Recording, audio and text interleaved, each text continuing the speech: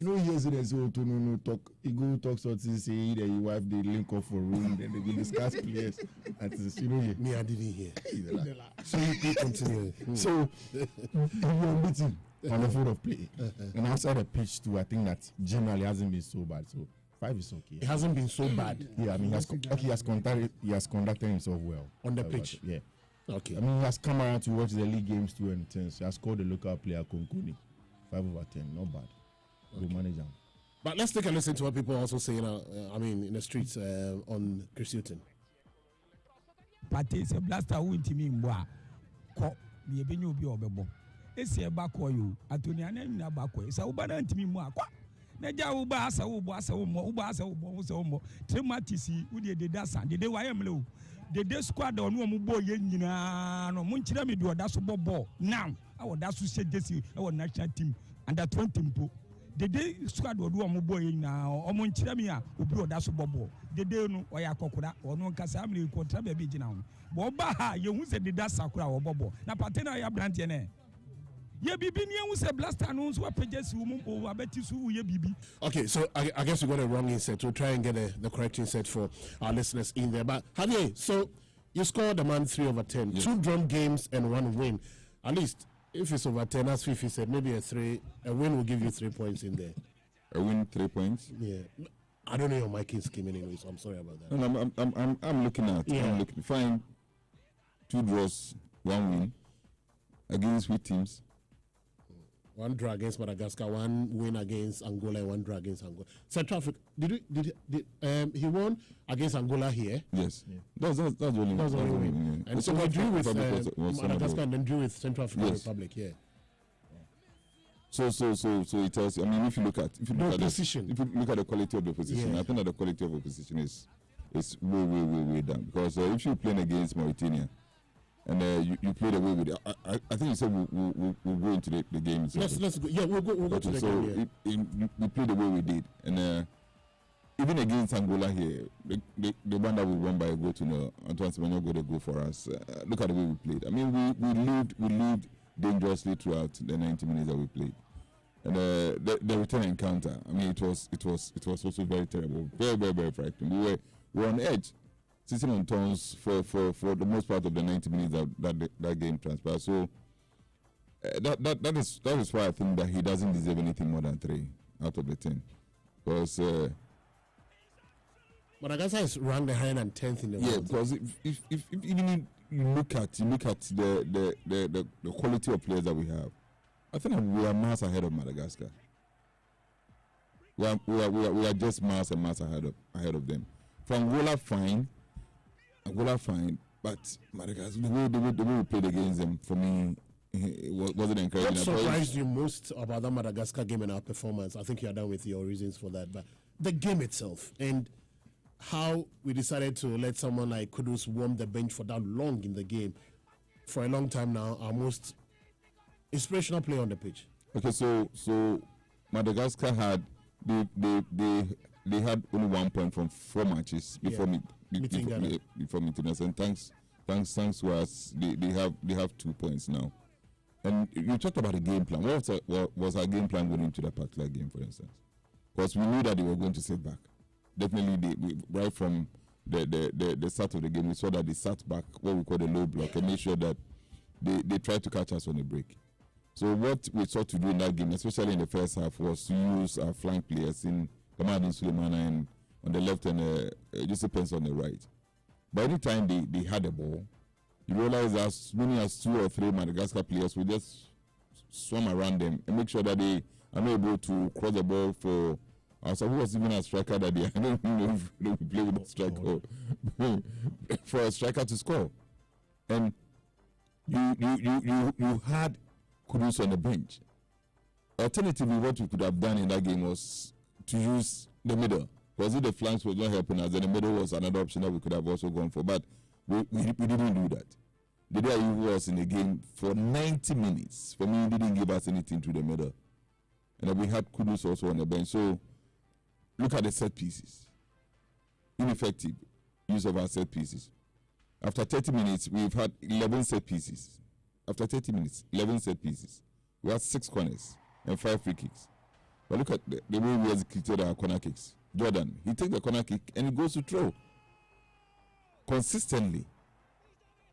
He takes the corner and it just goes beyond everybody to the next line and goes beyond the line for a throw to the Madagascars.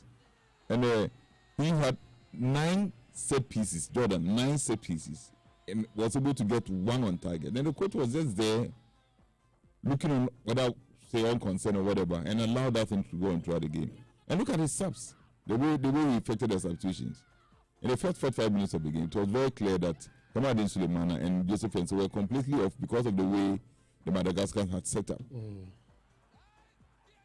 So he took off Kamadin Sulemana in the 62nd minute. He played 45 minutes plus some minutes in the second half. 62nd minute. And then he brought on Enesuyama, the young guy that you guys were talking about. Then the 74th minute, the defense was also substituted, and we had Osman Bukari. Now look at Kudus. Kudus came on in the 80th minute. 80th minute. And Andrea Ayew was left on the pitch for Jordan Ayew. He came on in the 80th minute. 80th minute. That was when we introduced Kudus into the game. And it was as if Kudus was injured or anything like that. He was fit. And for me, he could have played far better than the day who stayed on the pitch for 90 minutes. Yeah. He could have.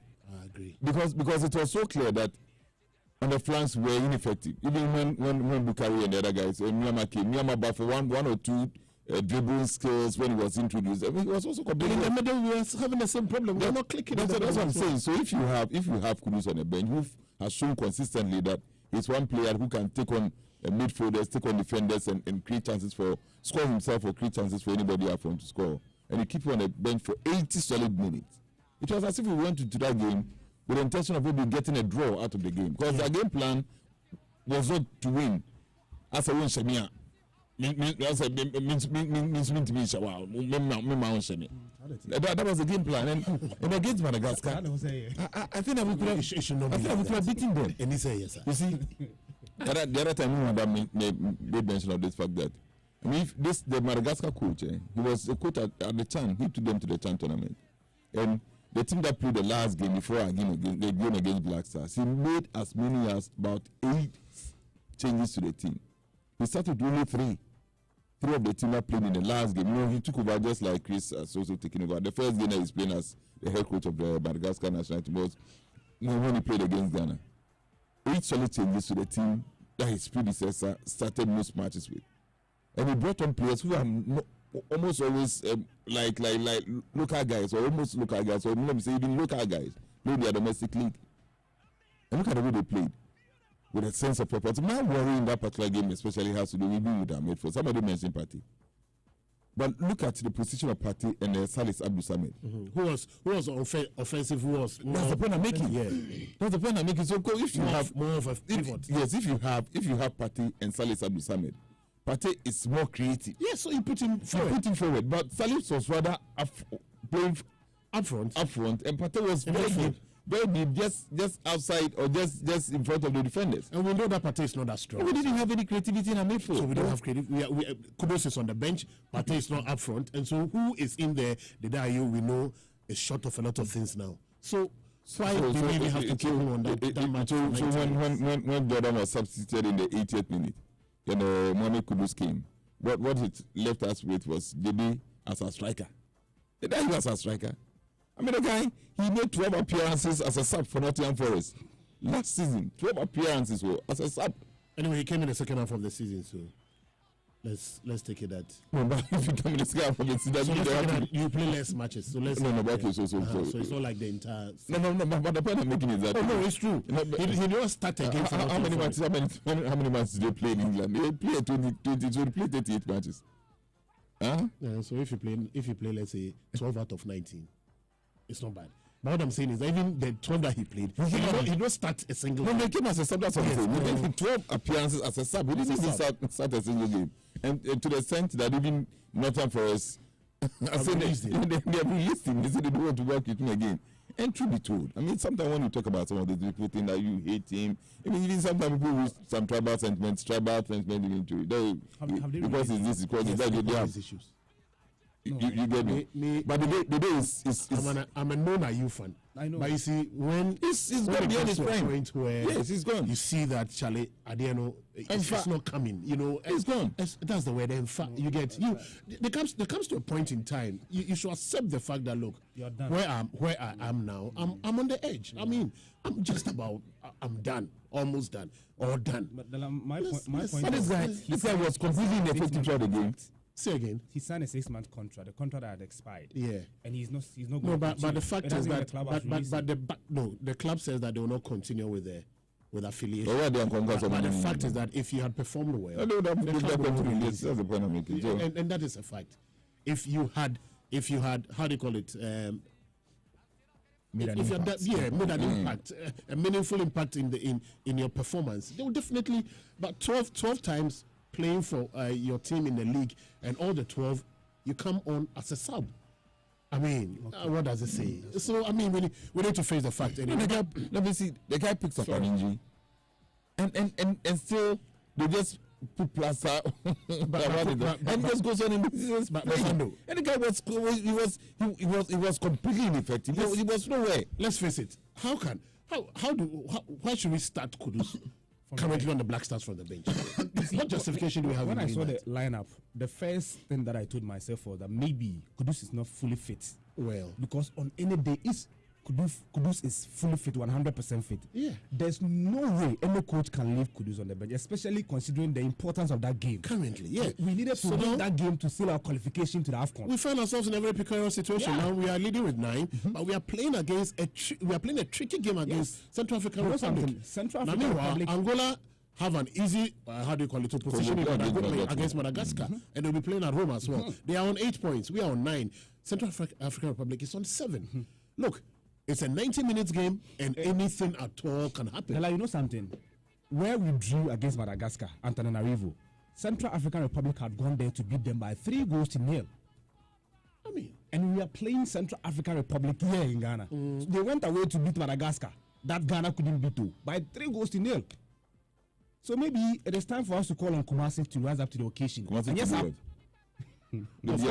it's here. The match will come here. Kumasi will go and support, and we'll get that win down. Take us to Well, I think that for me, with Andre Dedeayu, I think that he still has a part to play in the Black Stars. That's what. Not necessarily as a starter, but I think that we still need his experience. Even at the Nations Cup next year. Yes, his personality. His charisma. Just retired. But as someone retired long ago, he stopped playing 3 years ago. Former retirement. Official. He retired only 3 days ago. Official. Unofficial is be out of the game. So talking about the experience. So that this one, there is Pukunti is still around. You've got the Tony Boy is also there. Yeah, as I'm listening to you. As a one. No, we are talking about Andre. I wanted to ask about the tears. Which one? I mean, the football he has stopped playing, he came to do the official. No, it dawned on him on that day. Yes, probably in that space, he still had the belief and the feel that maybe I'll come back. But that day, it's over. That's why he cried. Yeah. He was crying. I'm an emotional John. I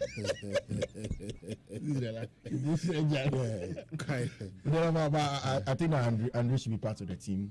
The coach leaving him on for 90 minutes and plus was not it at all. He was not it. I'm looking at the fact that I'm also trying to side with Zando. That pitch was not good enough. So if there was anybody, no, have you please? If there was, no, I'm saying that. But don't side with Zando. Say you are siding with Kishuti because he made mention of yes, okay. He made mention. The pitch is not good enough. So if really Kudus wasn't so fit, were we not getting our passes? No, what I'm saying is, I'm not saying that that's the reason why we lost the game. Okay. If Kudus wasn't fit, none of the medical people would have allowed him to start him. Considering the nature of the pitch. That's what I'm saying. But in the post-match interviews that the coach granted, he's not mentioned anywhere. Yeah. And it's not been captured anywhere. Maybe he was not asked why didn't he start Mohamed Kudus? If we were there, we would have asked him. So what are you saying now? So I'm saying that the pitch was bumpy. That is fact. We saw it.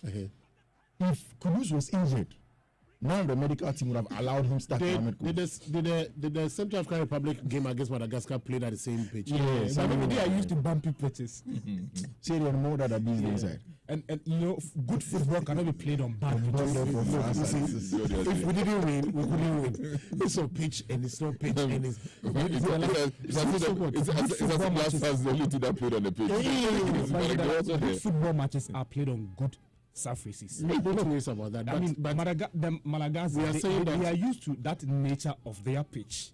So when it comes to the Black Stars, you got most of our players playing on good pitches abroad. But that's a fact. When is this pitches coming? When it comes to Kumasi, when Siki Akuno was coach. When it comes to Kumasi, Mr. Pierre will know the Baba correct. No. Charlie, let's not use Siki Akuno was coach. When Siki Akuno was coach, when Mr. Pierre was coach, and me and other guy, nobody talk about the pitch or anything like that. Why this pitch all of a sudden? You know my personal take on Mr. Kwesi Appiah. If even it was not good enough for me, there were two sides playing, right? But did we create opportunities or not? They are used to. I mean, did we create an opportunity or not? We didn't create any opportunity. At least we created some 1 or 2 opportunities, right? 11 set pieces. Yes. So what did we do with those opportunities? No good. Yes. So we didn't play. It's not about the pitch matter. The pitch, yes, maybe, but to a certain extent, but not to say that because of the pitch we were unable to win the game. That's a pitch. But even that one, pitch in near the corner to us, so Boko and go through. But you see, not see that the players that we did not win the match. He said that the pitch wasn't good, and for both teams, it affected the general style of play. Okay. That's what he said. But what I'm saying is that if he wasn't good and Kudus was injured, nobody would have allowed him to field him. Even Kudus would have asked him that he can't play on again, because he has not heard anything like that from the Black Stars. That's a reason if. Okay. All right. So let's hear from the fans on Chris Hilton. To me, the 4%, because the Okobo match not only seem like Madagascar. Our 1 point, and you play draw with that team there, then how do you prefer? Over 10. 5. Me the entire man 5 over 10. Ghanaians say and can changes ever blaster team. At the time I could see to about, and I mean imagine I am say on the obey take bold decision. I didn't know for my materials now Ghanaians. Pesa ye free one obey you one free 3 over 10 or buy no na juma and share down 40%. Man is 7 over 10. Because I didn't cause you know Angola obenchi de there you ni nua or cry and come man 10 over 10 or ya there cause we coach be anya sada so bet me benchi de there you then 10 minutes been see that see man 7 over 10. People have reasons. At least not because of that you are giving 10 over 10. But coaches, elsewhere coaches that have come have been criticized that they are not able to be bold to handle the DIU. One of the issues that Sika Akuno had was one of these things. That the DIU is not good enough. He's starting games, he's playing to the end. And even today we have cited the fact that they shouldn't have been on the pitch for the full role of the game. So he is saying that for him to bench him here in Kumasi, darling boy of the soil, and to sit on the bench. 10 over 10. Senior man in the 10 over 10. Our 1 point, and you play draw with that team there, then how do you prefer? Oh, Charlie, how do you prefer? Anyways, 5 minutes to 7 here. 03220-83596, 83597, 03220-83596, Let me see your mark for Cristiano over 10 after 3 matches in charge. We're just doing it 5 minutes quickly. Then we'll take leave of us. Then we'll put a hold on that. Then we'll continue later. 03220-83596, 83597. David Bonsu says I'll give him 4.5 over 10. Thinker of Incaria Senior High School. Okay, now Felix Edudako says I'm really enjoying the show, guys. I'll rate Chris Newton 5 over 10. 03220 83596 83597. Let's see. The calls should start coming in now. 03220 83596 83597. Hello, good morning. Hello, hello, good morning. Good morning. Oh, Charlie, your name and where you're calling from? You are too slow for me, eh? What's up? I'm calling from Medicine. Okay, let's hear you, bro. I'll give you 5. 5, eh? Then he has not the gift. Okay. Yes. Okay. So the 3 points plus the 2 making 5. Okay. Thank you very much. You give him 5 over 10. That's your mark for Chris Hilton. 03220-83596, 83597. 03220-83596, 83597. What will be your mark for Chris Hilton since he took charge of the Black Stars? 3 matches, 2 drawn games, 1 win for him. Someone says 5, others are saying 3. Someone said 7. Someone even said he's giving him 10 over 10. All right, so we wait to see. Here there's some little problems, some little challenges with the lines, but keep the calls coming. 03, let's keep trying to come through. Zando, you wanted to put something across here? Have you given your 03. Yeah, I said 3.5. 3.5. Yes, 3.5. Did you give your reasons? My reason is simple. He's not yet won a game. You can't play against Madagascar and be drawing. No. But that was an away fixture. Madagascar. Let me speak to Christophe. Hello, Christophe. Good morning. Good morning, Dela. How are you? Very well. Yourself? Very fine, thank you. Let's go. Good. Have you a phone number? Hey. Dela Nana Semenchia of SG Mo. If you want to say hi to him this morning and the wife and the kids. You see, what parameters are we using to judge my name? I said he played 3 matches. Yes. You see, what I would say is that with the blend, you see how how is the blend made? You see, the time they even arrive, these players, we call them buggers, before they'll be blend and all that. It takes time, and so I think that it's too early for us. Yes, I know we should have won that game in Madagascar, but why will you play the day full 90 minutes? I don't think it's the best. So to me, I think it's too early. But I hope that with our match against Central African Republic, inshallah, you will score them and you will qualify. I know we are going to qualify. Okay, thank you very much, Christophe. Nana Kwaku. Nana? Yes, good morning. Good morning. Nkunku has arrived, but this is not about Nkunku. We'll talk about that later. Let's hear you. Come again. I didn't hear what he said. I said Nkunku has arrived, but we'll talk about that later. Yeah. Oh.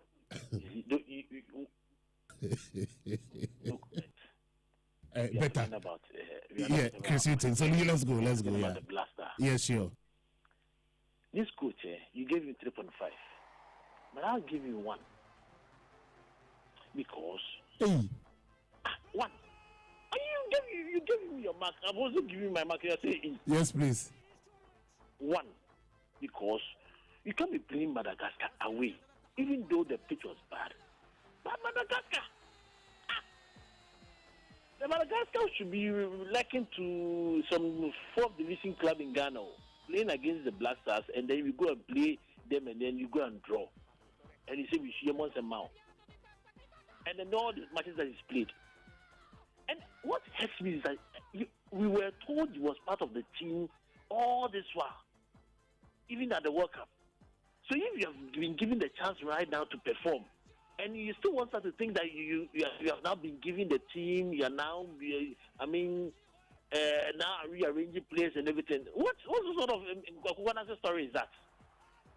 Okay, Kwaku, I have your mark of 1. Thank you. Let me speak to Ecstasy. Ecstasy, good morning. Yeah, good morning. This is Courage. Okay, Courage. All right. I think I'll give this man 5 over 10. It's a man I like so much. Okay. The reason being that Ghanaian, we love judging. We ask questions. And he's giving us a reason why in the future, if he is some of the players out of the squad, they would understand. See, during the World Cup, we had a core team. Yeah, that is it. But some players must not be there anymore. They are old. Some are not up to the task. And, the last time there was this game we played and we drew, and there were a lot of questions. He's just dancing to the tune. So that in the future, some players will not be there, and then all those questions we've been asking will be answered. Okay. All right. Thank you very much. Let me speak to Kwaku Chamati. Kwaku, good morning. Good morning. Kwaku, you're welcome to Love FM. Let's hear you. Yeah, thank you. And I hope you and your crew are doing it. We are very fine. Thank you. Thank God. And you see, how many points has Madagascar in the group? Now they have 2. 2. That means you've been able to get some points. They had 1 before playing Black Stars. Yes. So you see, the fact that the Black Stars were not able to beat them does not mean the Black Stars are not good. You have to establish that. You see, sometimes football it is full of uncertainties. That is what you always see. the presenter. That's what we always say, and that is the fact. Sometimes you wish to get it, but you will not get it. But the fact is that the man has never lost a match since he came. It's not true. If somebody has played 3 matches, won 1 and drew 2, and all the draw game was in a way, isn't it? So at least let's give, some credit. He has done well. So what is your mark for him, please? I'll give him 5. Thank you. That's all I need from you. Thank you very much for calling. Thanks so much. It's a minute after 7 here on your superstation, Love 99.5 FM. Let me see whether I can pick one more call before we go to the transfer stories. Zando has all the transfer stories in here for us here on your superstation, Love 995. Let's go through some of the messages. That is, Andy, if you can highlight them for me. On the other side, it will be better for me. So let's go through the messages before Zando comes in with the transfer stories here on your superstation, Love 99.5 FM. So let's see. Okay, so Zano, let's go with the transfer stories. Interesting stories. Yeah, sure. Okay, so Honorable Abedi from Kwadaso says that AKA Police Unit Drono, I will rate him 3/10 since the ESCO members are selecting players for him. Anyway, thank you very much for your message in there. Let's see who is next. Quickly, let's do this. This coming from, let me see. Quick. Let's do the two together. You can still send us your messages on 055 1111995 055 1111995. Hey, Maza. Let's do this thing quick. You too, yeah. Okay, so Kofi upon Isaac says, I'm watching from Sepemai Kweko Bonsam. I am enjoying fantastic sports. Greetings. Okay, so greetings to GFA President Keto Kreku. Okay. All right. Now, Adomba Kweku Frank says that I'm watching from Amakum. Please, what is wrong with Chelsea? Rejected another bill from Manchester United. I'll give him 6/10. Okay, I'm a student of Kumasi Technical University. All right, thank you very much, Adomba, for your message. All right, Suzano, let's get through the transfer stories now. Declan Rice. Yeah, let me say good morning to our But before Declan Rice, Dela, you know, Chelsea have rejected Man United's third bid worth £55 million for midfielder. They should add the 5. Then that'll be all. And according to reports, they want something in the region of £65 million. 65, right? So short of £10 million. But I don't know. A player only needs money. A player with just 12 months, 1 year left of his contract. Should a club demand £65 million for someone? Me, if I'm United, I'll just sit back. Let the season end next year. I think that's all.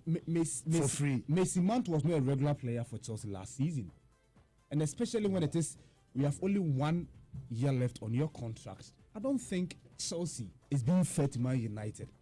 Chelsea, from every indication, last season, they did not play this guy on a regular basis. Aside that, but the guy was injured. But the club is coming from the player. The club is coming for the player, yes, right? Yes. And then Chelsea is giving them their conditions. Mm-hmm. So what fairness do you want in here? But in football business, if a player if you buy, if you can buy, so they should leave it. So that they'll go for free. You'll go for free next season. Chelsea, like Javier said, Chelsea itself does not want to keep Mason Mount. Oh. They want the guy. And they are saying that if they will not keep him, this is what they are demanding. £70 million. Yes. For Mason Mount. Yes. Oh, they are not being fair to Man United. Okay. So that's the first story. So for the third time, there's no fairness anymore. And Chelsea have made a counter proposal of £58 million plus £7 million in add-ons and offered to meet Man United in person to try and come to a positive resolution. Let's hope. According to the BBC, United is not willing to go beyond the amount they have offered for the third time, £55 million. So that's the latest on Mason Mount. Now the Blues are also expected to formally approach Brighton over the signing of midfielder Moises Caicedo once a number of outgoing deals are finalized. Moises Caicedo. Yeah. He's going to Chelsea. Yeah, Moises Caicedo. From Brighton. He's a fantastic player. From Brighton. Yeah, Brighton. He's a fantastic player. And ambition high. For the club or for the player? For the player. For the player.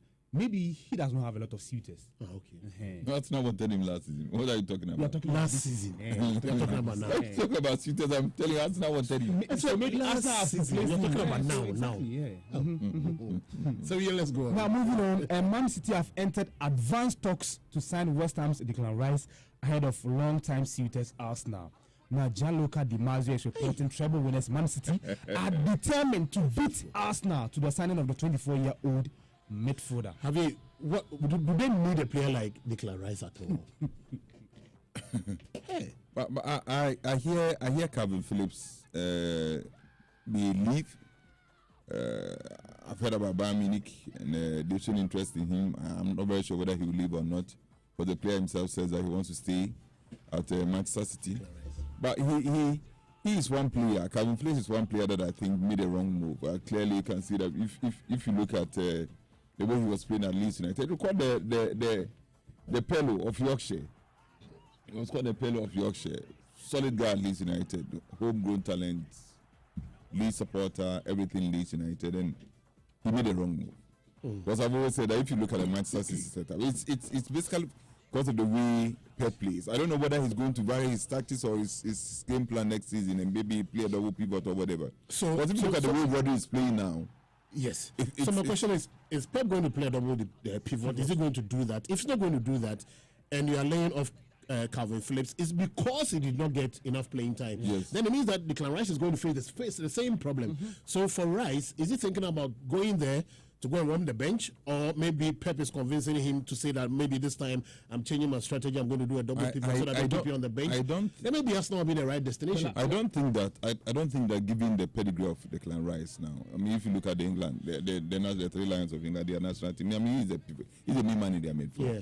Look at the way he took single-handedly with one or two players, took West Ham to the Conference League and finally won it. So he's solid. I mean, he's also English. So I can't foresee Manchester City getting him and putting him on the bench. No. Okay. He will definitely play. But as whether you play alongside Rodri or whatever, that's a problem. For Kovacic and the other guys who are...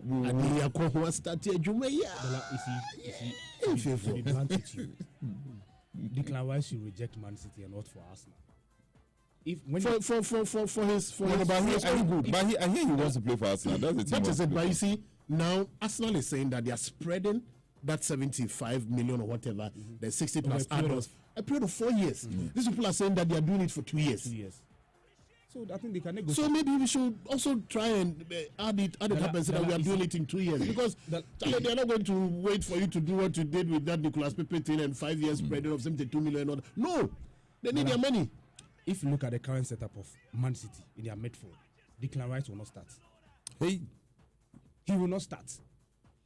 Now, Man City already they've got Rodri, they've got Kevin De Bruyne. Ekel Gundogan is out of the club. But Kovacic is coming in. But Rodri is coming in. His role is different. Yeah, he's different. Yes, I was going to say that talking because about it's the current midfield setup of more shielding the defense. Yes, I get it. Yeah. But Kevin De Bruyne is in there.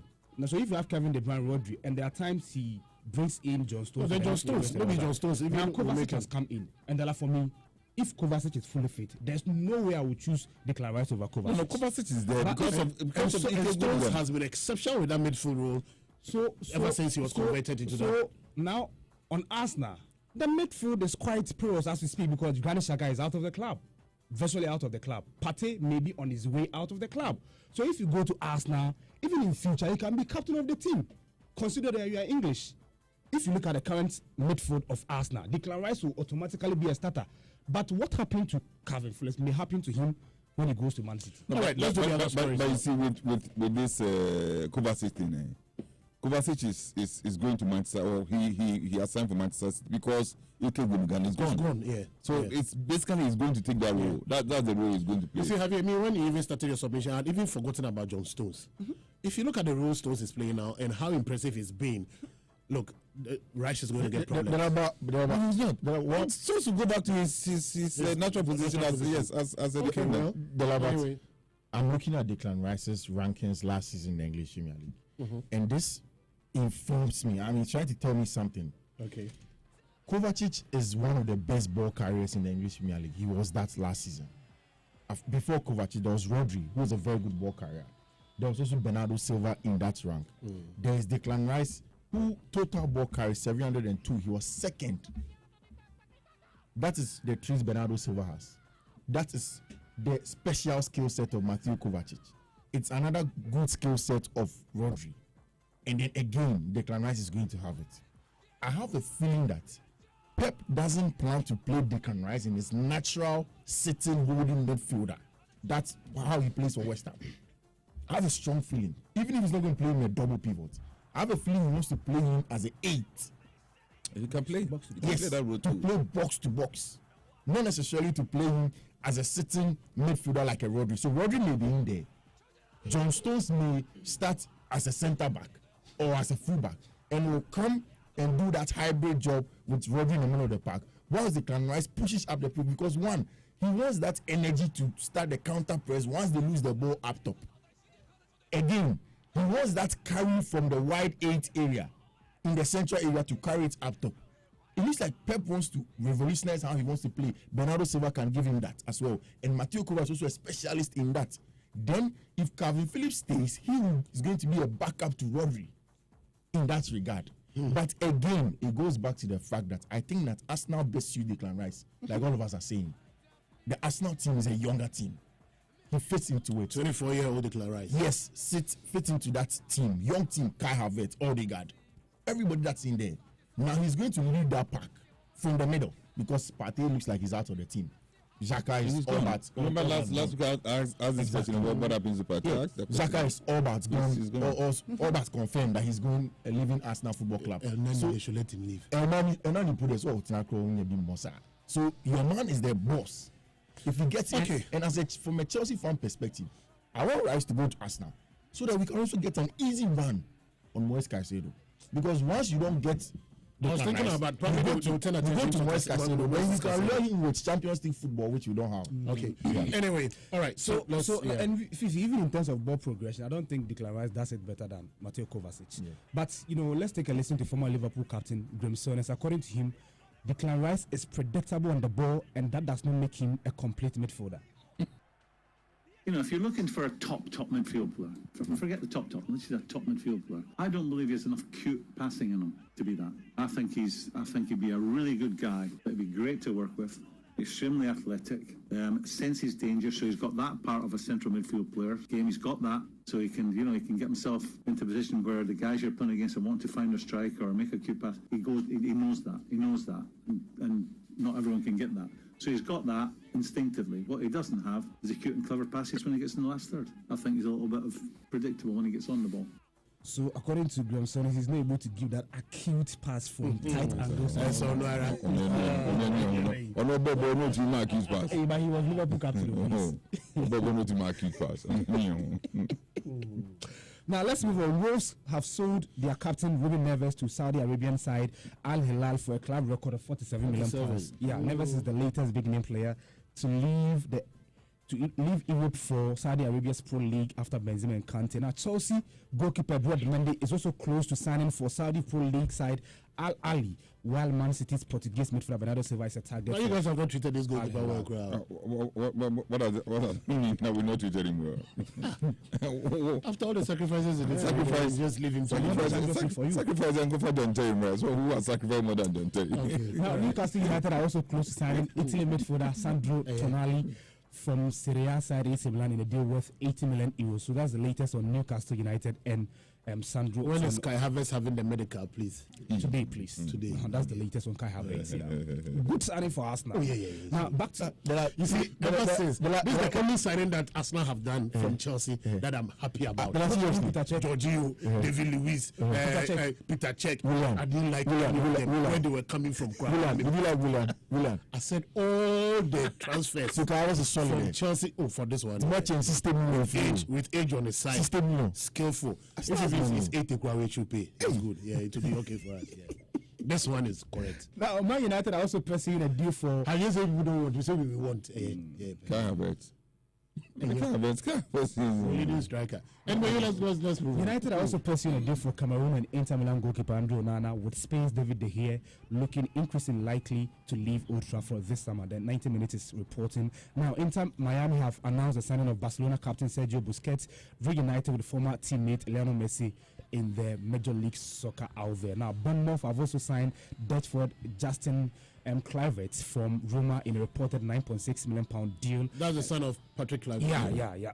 And former Liverpool and Newcastle United manager Rafael Benitez is returning to management after being named shorter Vigo boss in the Spanish league in the German champions Bayern Munich have signed Borussia Dortmund left back Rafael Guerrero on a free transfer. The 29-year-old joined Bayern after 7 seasons at Dortmund, signing a 3-year contract with Bayern Munich. In the meanwhile, England midfielder Calvin Phillips, who is out of favour at City, has emerged as a target for Bayern Munich, according to the Bild in German. This is a credible source in there. Okay. Gazzetta dello Sport in Italy is reporting that Juventus have set £52 million asking price for Federico Chiesa, with Liverpool keen on the Italy forward, who is also attracting interest from Bayern Munich and Paris Saint-Germain. Lastly, Cesar Azpilicueta expects to be granted a free transfer by Chelsea and has agreed a 2-year deal with Inter Milan after rejecting an offer from Bayern Munich. 90 Minutes is reporting. So that's the latest. He's won everything. Yeah, we have to, for us, we have to let him go. I mean, he served us so well. From Marseille, I think, was it in which year? 2013. You remember that season when after the championship. when Mourinho won the Premier League with Chelsea? He actually played the left back for the whole season. Yeah, he served us so well. He's one of the best bargains in English Premier League. They are giving him out for free. Although he's got 2 years left. Yeah, just like we did to Peter Cech. You remember when Peter Cech was also on the bench? He was bought for just about, I think, 7 or 8 million at the time. From he served a lot. Yeah, he's done well. Okay, so are we done? Yeah. Okay, so that'll be it for the transfer stories in here. This Saudis, what they are doing now is yours. But the British have started talking about the UEFA president himself, Sefrin, is also talking about that. What have they done wrong? But what is it? What have they done wrong? They have money and they say that come and play for us. They say should be. So this is public investment fund, PIF, which is overseen by Crown Prince Mohammed bin Salman. He's taking over 4 domestic clubs. 4. Yes, 4 big clubs in Saudi Arabia. We have Al Nassr and Al Hilal from Riyadh. Then we have Al Ittihad and Ali from Jeddah. 4 clubs. And what they want to do now is that they say within a 5-year period, they want as many as 11 high-profile players. They want 11 high-profile players? Sorry, 100, sorry. 100? Yes. Within a 5-year period, they want 100 high-profile players. Okay. 100. They are pumping so much money into their league, and they want 100 within 5 years. They want 100 high-profile players. They are going to do it. Now, UEFA is being shaken by the way the Saudis are raiding the Europe market. Let's hear from the UEFA president, Alexander Sefrin. It's mainly a mistake for Saudi Arabian football. It was a similar mistake in China when they all brought football players who were at the end of their career. Tell me one player who is top age and who starts the career who went to play to Saudi Arabia. The system of buying the players that almost ended their career is not the system that develops football. But does it concern you when in any way? No. Players? I mean, we lost Messi, we lost Cristiano Ronaldo, we lost Karim Benzema. We didn't lose them. They still play football, but they are at the end of the career. At the end of the career, some players go somewhere to earn some money. But it's not about money only. Players want to win top competition, and top competition is in Europe. Top competition is in Europe. That's what he's saying. They want money. Yes, at the end of it, they want money. Say again. Are we saying we can't get money in Europe? No, that level of money. But you saw the calculation we did for Karim Benzema. It's big money those guys. You saw the money. You saw what we did. Look, if you read Asamoah's reaction, it says that he was enjoying his football, but Al Ain offered me wages that instantly made me the best footballer in Africa. I couldn't resist. Yes. These are his quotes. You understand? Yes. And he was reacting to this 200 million offer, according to, reports coming in that a Saudi club is offering Thomas Partey $200 million for 2 years. That means 100 million a year. We don't know how true it is, but they say tax-free. And then they can't do it. It's tax-free anyway. Yeah. So, well, we wait to see whether it's going to come to reality anyway. No, but you see, what UEFA is saying that, is it always about money, considering the pedigree of these players you are talking about? But if it's not about money, why are they attracted to the players? UEFA wants to decide for them. Are they play agents now? They are going. Now, Gary Neville is even proposing that the EPL should bring embargo on. And I'm saying, I want to go and play somewhere and say they should put embargo on me. I don't have any problem when somebody who is virtually done with his football career. So, for example, Karim Benzema. Don't even have a problem with someone who is not done, who wants to go for his money. You see, that's where the disappointment stems from. So if somebody like Asamoah in 2011, he had played very well for Ghana during the 2010 World Cup. He had signed for Sunderland. He was virtually tormenting Chelsea. And the next minute, we heard that he was leaving. And do you know how sustainable he's been financially ever since he took that? That's not what I'm saying. What I'm saying is that in football, it's not always about money. Sometimes the pride and honor. It's not that alone. They are looking for money. Hey, Masa, pride and honor. But I think what's also better than pride and honor out here. Pride and honor. You go and do that for your country, not for your club. And do this because of passion. Passionate combo. I think that here. What the passion is let's donate for Steven Zambo. Let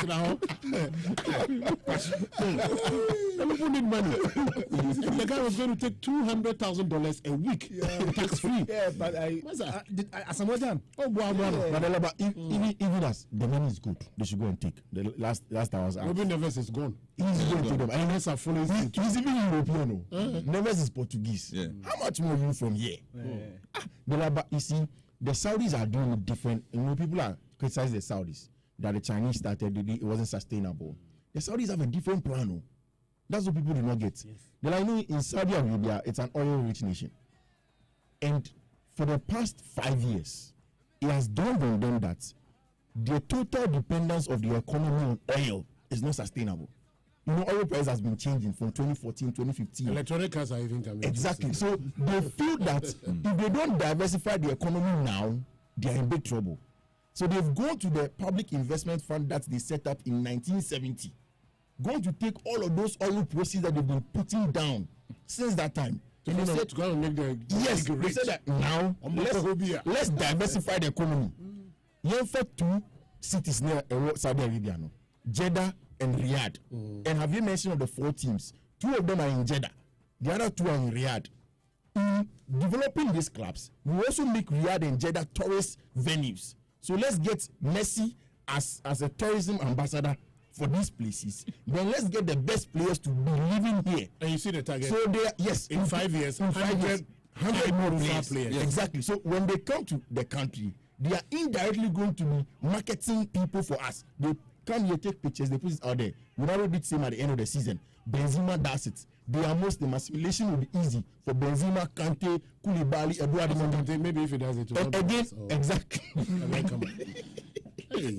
Apart from that, Bola, one of the biggest things that they need in that regard is the fact that they need to show up their foreign reserves. Right. The ways in getting the foreign reserves is making sure that foreign direct money, euros, dollars come into the country. So it has a plan to be sustainable. And that's it becomes sustainable. It's been working because now we are talking about it. No, for this transfer, everyone they is are talking serious. about it. You follow golf, not only in football. Yeah. They are even doing it in sports. No, but the Live Golf was I mean, they were at loggerheads with the PGA. Yes. Yeah. And some of the players, Tiger Woods, Rory McIlroy, and all those guys were with the PGA. Now the others moved. They said they are moving for money. Greg Norman was the one who was starting it for them. The guys moved. Then all of a sudden, 2 weeks ago, the PGA shocked the whole world to say that we are merging with the Live Golf. Now the players who are siding with the PGA says that, oh, Charlie, you guys have disappointed us. So how can you do that? Yes. They've been lured by money. So now they've merged with the PGA. Yeah. It's going to be the 2 of them all organizing the competition. So now, and the guys are earning for participation, just to go and participate. You have been paid $3 million, $200 million. You go and take participation fee in football just to go and play. In boxing, in golf, just to go and participate. You see, it is a plan. It is a plan. The way the Saudis are going and about they're capturing all the sports one by one. Yeah, they are it's a plan. You know the good thing is that when you go to England, I think that their transfer season will end on September 1 or so. And 3 weeks after that, that of the Saudis will also end. So it went around September 20. So it means that they still have more time. Their league, the revenue that they get from the league every year is 120 million. They are projecting that they want to go to 480 million US dollars by 2030. From 120 million US dollars to 480 million by 2020. And the value of the league, which is 800 million now, they want it to go to something in the region of 2.14 billion US dollars in 5 years. Yes, so that's it's a plan, and so fine. Maybe it didn't happen in China, it didn't happen in Japan. It doesn't mean it can't happen here. Yeah, but the way these guys are going about it can happen and happen very well coordinated. Anyway, it's 25 minutes after 7. If a league can lure Cristiano, you know the man we are talking about, Ronaldo. Yeah. If a league can lure Ronaldo from Europe, Ronaldo always wants to be up there competing. Yeah. And if they can lure such a character, it tells you that look, they've got a plan like Javier Clemente is saying. All right, so it's 26 minutes after 7 here on your super station, Love 99.5 FM. We are going to do some inter-school sports issues in here because we have in here one tutor of Kumasi High School in the person of Kwame Kodria Odro. He's a teacher at Kumasi High School.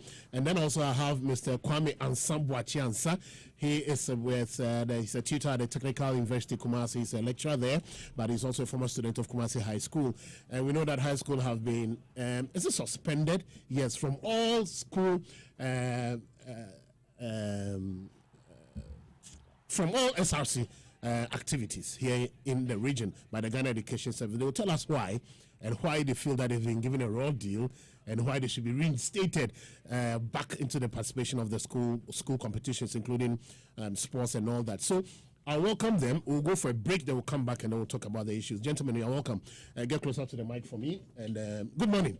Good morning. Good morning, sir. Yeah, can you lift it up small? Yes, thank you very much. You're welcome. Thank you, sir. Okay, so Kwame, let me start with you quickly, just to let people know that you guys are here. Tell me, what really are your concerns this morning? I want to correct. Get closer to the mic. I want to correct. Make a correction with the submission you just made. Okay. The sanctions on us now only affects sporting activities. Sporting activities. Yeah, from the letter we received from the regional directorate, we have of the Ghana Education Service. Of the Ghana Education Service, we have been suspended from all sporting activities rather. Okay. But for academic competitions and others, we have been pardoned. Okay. From the letter that we received. It's a pardon that is allowing us to on compassionate grounds. That's allowing us to engage in academic events. Even with that one, we are not supposed to bring along our students or supporters. Yeah, okay, that is the issue. Have they given reasons why you are not supposed to bring in your supporters or students or anything? Okay, we'll talk about that later. Yes, sir. Mr. Kwame, sir. As it stands, we have no reasons why these sanctions have been leveled against the school. But definitely something occurred before these sanctions were Something they say occurred was about athletics, where it was alleged that some students were participating who were not supposed to be students of the school. It happened to athletics, and the rules were with athletics. So we just woke up one morning to realize that it has just gotten that chain kind of reaction to affecting basketball, to affecting soccer, all other sports, activities. That is where our worry is. Okay, so we'll come back and then we'll be speaking to these two gentlemen. We'll be engaging them. We were trying to see whether we'll get a response from the Ghana Education Service, but we don't have it yet. And so we'll make do with these two gentlemen in here. We'll be talking about that. We'll go for a break. When we come back, we'll be doing that. And then, as I told you earlier, we shall be speaking to the administrative manager of Dreams FC, Aminu Shadow. He's also the team manager for the Black Stars. And then also we speak to Dr. Tony Obin, the board chairman of Mediema Sporting Club. Ken Faisal, they've lost their appeal, so now we can say that they are relegated. And we shall try and see whether we can get Alaji Grusa to speak to us all on the show here this morning. We'll go for a break. We'll be back. Stay tuned. Your reasons for that, please. Yeah. I think that's from my point of view. Hitherto, before the appointment of Chris Hilton, there used to be that chaotic atmosphere around the Black Stars, especially when you announce your list. Exactly. Okay. When you announce your list for any particular game or any tournament, the brouhaha alone. So the fact that Chris Hilton comes in and he's had it, quite easy with the media, and the fact that whenever he announces a squad for any particular game or any tournament, there's less chaotic atmosphere surrounding his, call-up. For me, he has done well based on how he answers questions in the media. And then number two, like Fifi said, he's unbeaten. No, okay, so your scheme goes beyond the pitch. Oh, yeah. Okay. Yeah. I'm looking at Chris Hilton as manager of the Black Stars, how he manages the team, and the fact that, look, After everybody's presentation, then we'll take a look at the Madagascar game and the approach and how we played. Yeah. Okay, so you're finished. How does that? No. I'm saying that after all that, then we go into the game because we have not had time to discuss it here on this platform. I want us to do it before we get to the transfers. Yeah. One man is 7 up through. One man is 6. And you see, the fact of the matter is that Chris Houston is unbeaten so far in 3 matches for the Black Stars. I mean, he may not have played eye-pleasing football, but he won here in Kumasi against Angola, which was a crucial win for the Black Stars away in Angola. And I hope you remember that winner. Oh yeah, last minute goal from Antoine Semenyo. You were running commentary. Okay. So in 3 matches, 5 over 9 points, which for me is okay. It's even more than average. To lose right? Exactly. Yeah. But I mean, there's a lot of things that he can do going forward. But these are my reasons. Number one, the serene atmosphere sort of he has created around the Black Stars whenever he announces his list for any game. And then number two, the fact that 2 drawn games and 1 win for the Black Stars, 5 over 10 in the qualifiers. Yeah, he ticks the boxes for me. Okay, so all right, Mr. Manfred. Oh, have you said his own first? Let's go according to Max first. So let him say his own. From 6 you go to 5 before you go to 3. No, please. You don't decide. I gave Mark the script before I mark. You don't decide, please. Let me hear from you. From 6 you go to 5. From 5, I'm coming. From 5, you get to 3.5. Then get to 3. He's just waiting to ball hoops. You gave your because we are not BCH. How Max? Because we are not BCH. From highest, then we come down. So Fifi. Yeah. So I think that first of all, I didn't expect too much of Chris Witten. I know that if it comes to winning of a lot of games, he will not do a lot. And I've also generally felt that with our Black Stars, whoever would have taken the job, even Pep Guardiola would have needed a lot of time on the pitch before we see good results. Since he came, like you said, he has not had, I'm talking about contact time with the players on the field of play. In all the games that we've played, they come 2-3 days, they train, they go and play games. 2-3 days, they go and play. But games. I guess that has been the norm for national team. Exactly.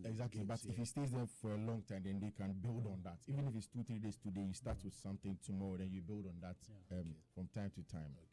So most of the games that we've played, it has been on the individual brilliance, largely of the players.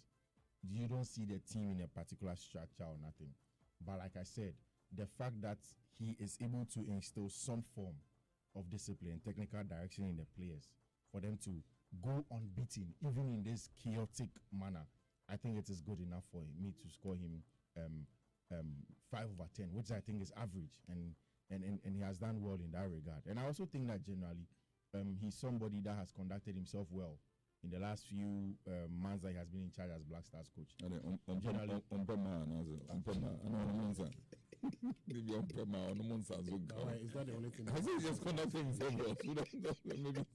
Maybe let him finish so that you. You just go. You agree that more people issues come them already. Oh really? They start to go see matter come this that. Otuado? Otuado, you people get. I didn't hear anything, so I'm asking you. Oh, yesterday, so to no talk. You go talk something, say that your wife they link up for room, then they go discuss players. Me, I didn't hear. So you continue. So you're beating on the field of play, and outside the pitch too. I think that generally hasn't been so bad. So 5 is okay. It hasn't been so bad. Yeah, he has conducted himself well on the pitch. Yeah. Okay. He has come around to watch the league games too and things. He has called the local player Konkuni. 5 over 10, not bad. Good manager. But let's take a listen to what people also say in the streets on Chris Hilton. Party is a blaster win to me. Ko me be no be obebo.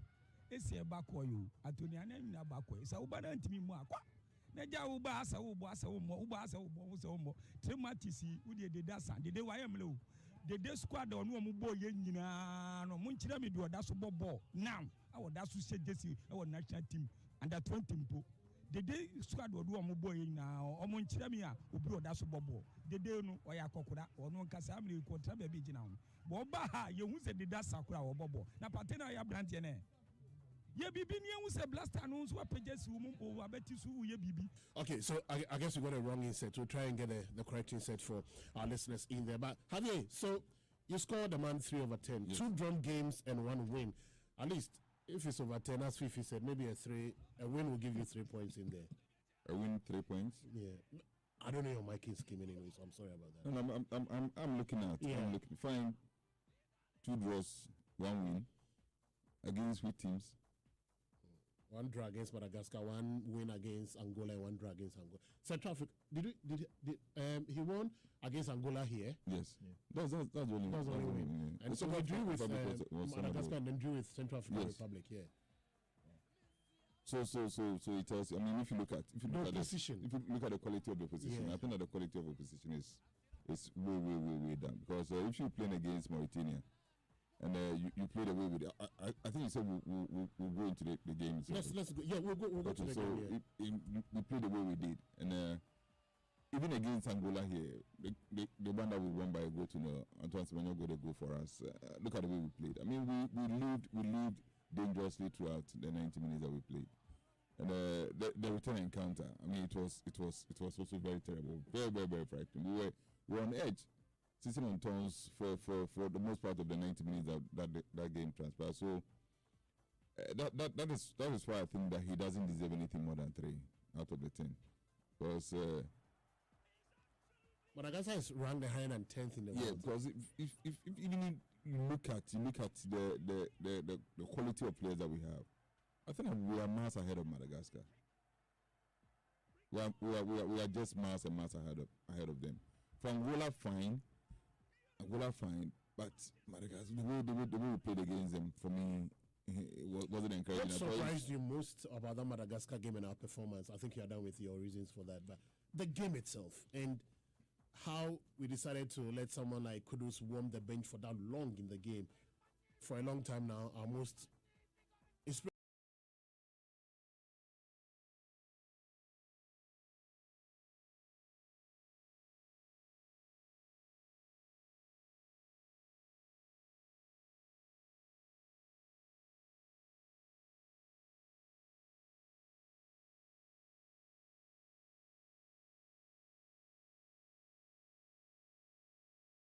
feel that they've been given a raw deal by the Ghana Education Service. Now, they are going to explain to us what really has happened and why the GES is taking this step. We are trying to get in touch with the Ghana Education Service, finding some difficulty in there. So we'll take their thoughts. If we get that part of the GES, we'll put the two together and then see the way forward. Okay, so once again, Kwame Oduro, welcome, and Kwame Ansa, you're also welcome in here. Thank you. Okay, so Apaka, let me come to you with this one. So, first of all, give us an insight of what really happened that has brought us to this stage where we are now, where Kumasi are being suspended of participating in all school sporting disciplines, inter-school sporting disciplines.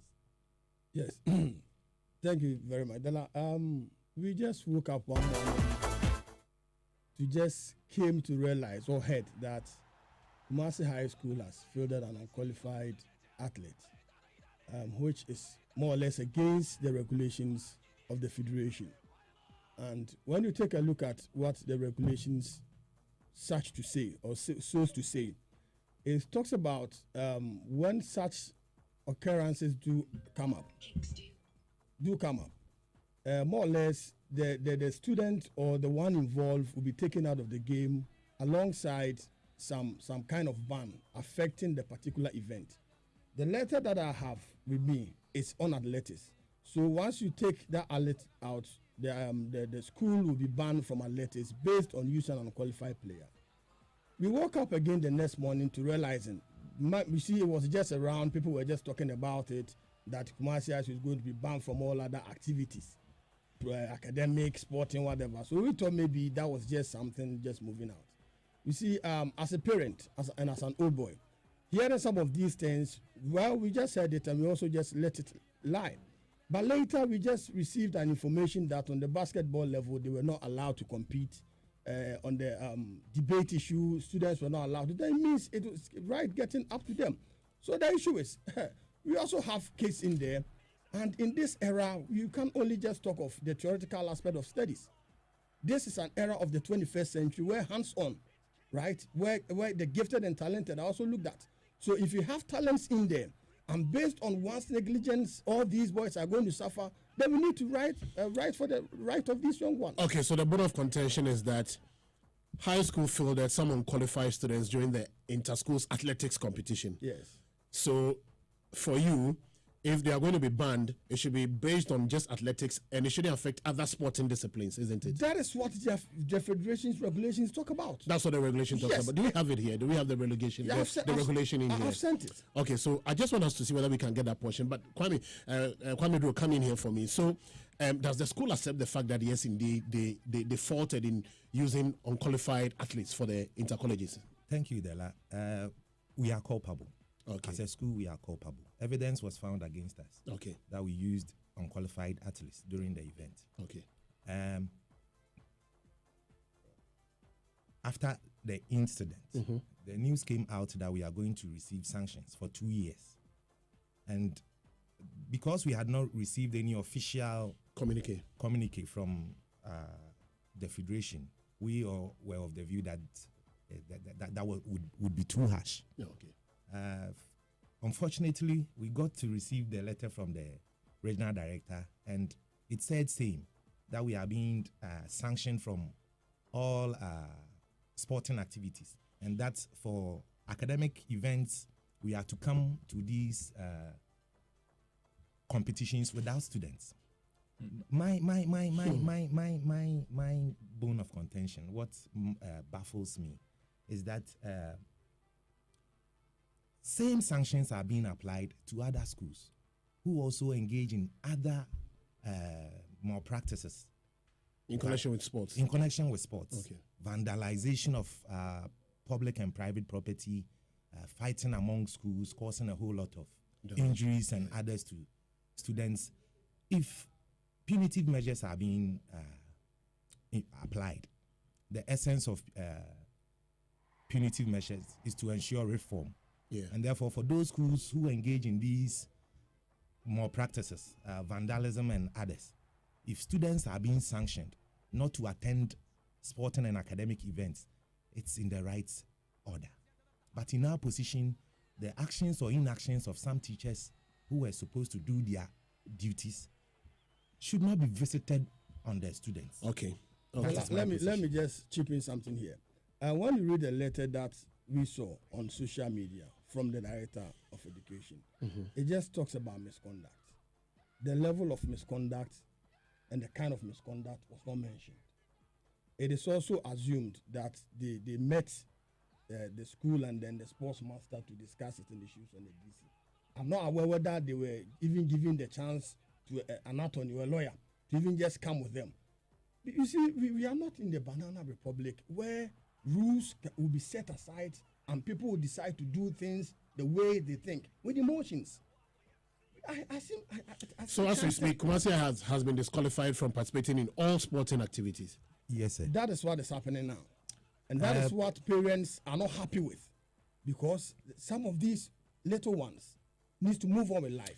Not through only the academic line, but on sporting lines. Okay, so when are we going to have the next sporting activity, inter-school sporting activity?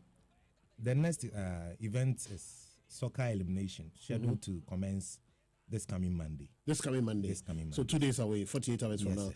And Kumasi High are not part of the competition. The schedule out does not include Kumasi High. Wow. So what do you guys intend to do now? I've seen a notice here from your solicitors, right? It says that William Kwame Amankra Apia, okay, so it's directed to the Regional Director of Education. It says, Dear Sir, notice of disciplinary action. I write as solicitor for and on behalf of my client Parents Association of Kumasi High School on the above caption letter, which has been referred to me to respond to the same, and I do so accordingly. I've carefully read the content of your letter and I reference with the same, and the same does not indicate in any way that Kumasi High School has committed any named misconduct to warrant any punishment, and thus the school can participate in any academic program/activities, which include all sporting activities. However, the basketball team of Kumasi High has been refused by the Regional School and Colleges Sports Federation to take part in the basketball competition. Again, when the fixtures of the football competition were released, Kumasi High School's name was omitted from, which indicates that the school is not part or cannot take part in the football competition. I have been instructed by my client to write to you to demand an explanation as to why the basketball team of Kumasi High was refused the opportunity to take part in the competition. Please take notice that any constraint put in the way of the school seeking to deny its access to participate in any school activity shall be a violation of the school's right. It is therefore our humble prayer that if the refusal is an error on your part, kindly take steps to correct them, to correct same, and grant the school access to participate fully in all activities, academic or others, failure of which our client will have no option than to resort to legal action to place an injunction on the activities which are to commence on Monday, counting on your usual cooperation. So it's been signed, and okay, so this is what your solicitors are writing to. That is the director of the Ghana Education Service, right? Yes, please. Okay. We can't be at war with our bosses. Mm-hmm. We need them to do the right thing. We need them to take into consideration how these kids are being treated. These are kids, and their fundamental human rights should not be just trampled upon. We need to take a look at it rightly, because it happened in 1997, 1999, it happened again. We were students then, like the likes of Kwakudia, couldn't even get a chance to play. Okay. Some of these things do come up. So if it's happening now, and we think there's something that we can do, as a parent, we need to just talk to them. We've done that. They did not listen to us. Now our lawyers are writing. So we just follow the steps to our lawyers, and we just ensure that the rights of these little ones are safeguarded. All right, so we'll see what's going to happen. But for now, if you don't hear anything from the Ghana Education Service, it means that you're going to place an injunction on the sports. That is what our lawyers are saying. So now we are just matching up with our lawyers. So the next line of action will depend on what happens when we see them on Monday morning. Okay. All right. I don't know whether you have any last words you want to share with us. Yeah, I just wanted to end by pleading with our bosses. All that we are trying to say is that these little ones really need these activities. When they are denied access to these extracurricular activities, it has a very negative impact on their development. Sporting activities are supposed to be organized to engage these young ones and give them an opportunity to express themselves. It gives us some of them the chance to gain admission into our tertiary institutions based on their performance. So if we are denying them these opportunities, at the end of the day, it has a telling effect on them, and that's our plea. Okay. All right. Thank you very much. And we hope that your plea will be taken by the Ghana Education Service and you guys will be reinstated in it. Okay. So the final one quickly. Yeah. Yes. We are still, as an old boy and as a parent, I will see my little boy rising up one day to become someone big. Now we all know what gifted and talented students are doing. We all know what gifted and talented is pushing up. I'm a theoretical physicist and I've learned physics all this while. But the fact of the matter is, I'm not any more than the one who is playing the EPL now. So we know we need to move these ones. Maybe they are the people to give us the best that we want. Please, let's take a look at them. Don't let us look at what is happening, but let's look at the life of these little ones as we move ahead. Thank you very much. All right, so thank you very much, gentlemen, for coming. I wish you all the best, and we'll be talking later. Thanks so much.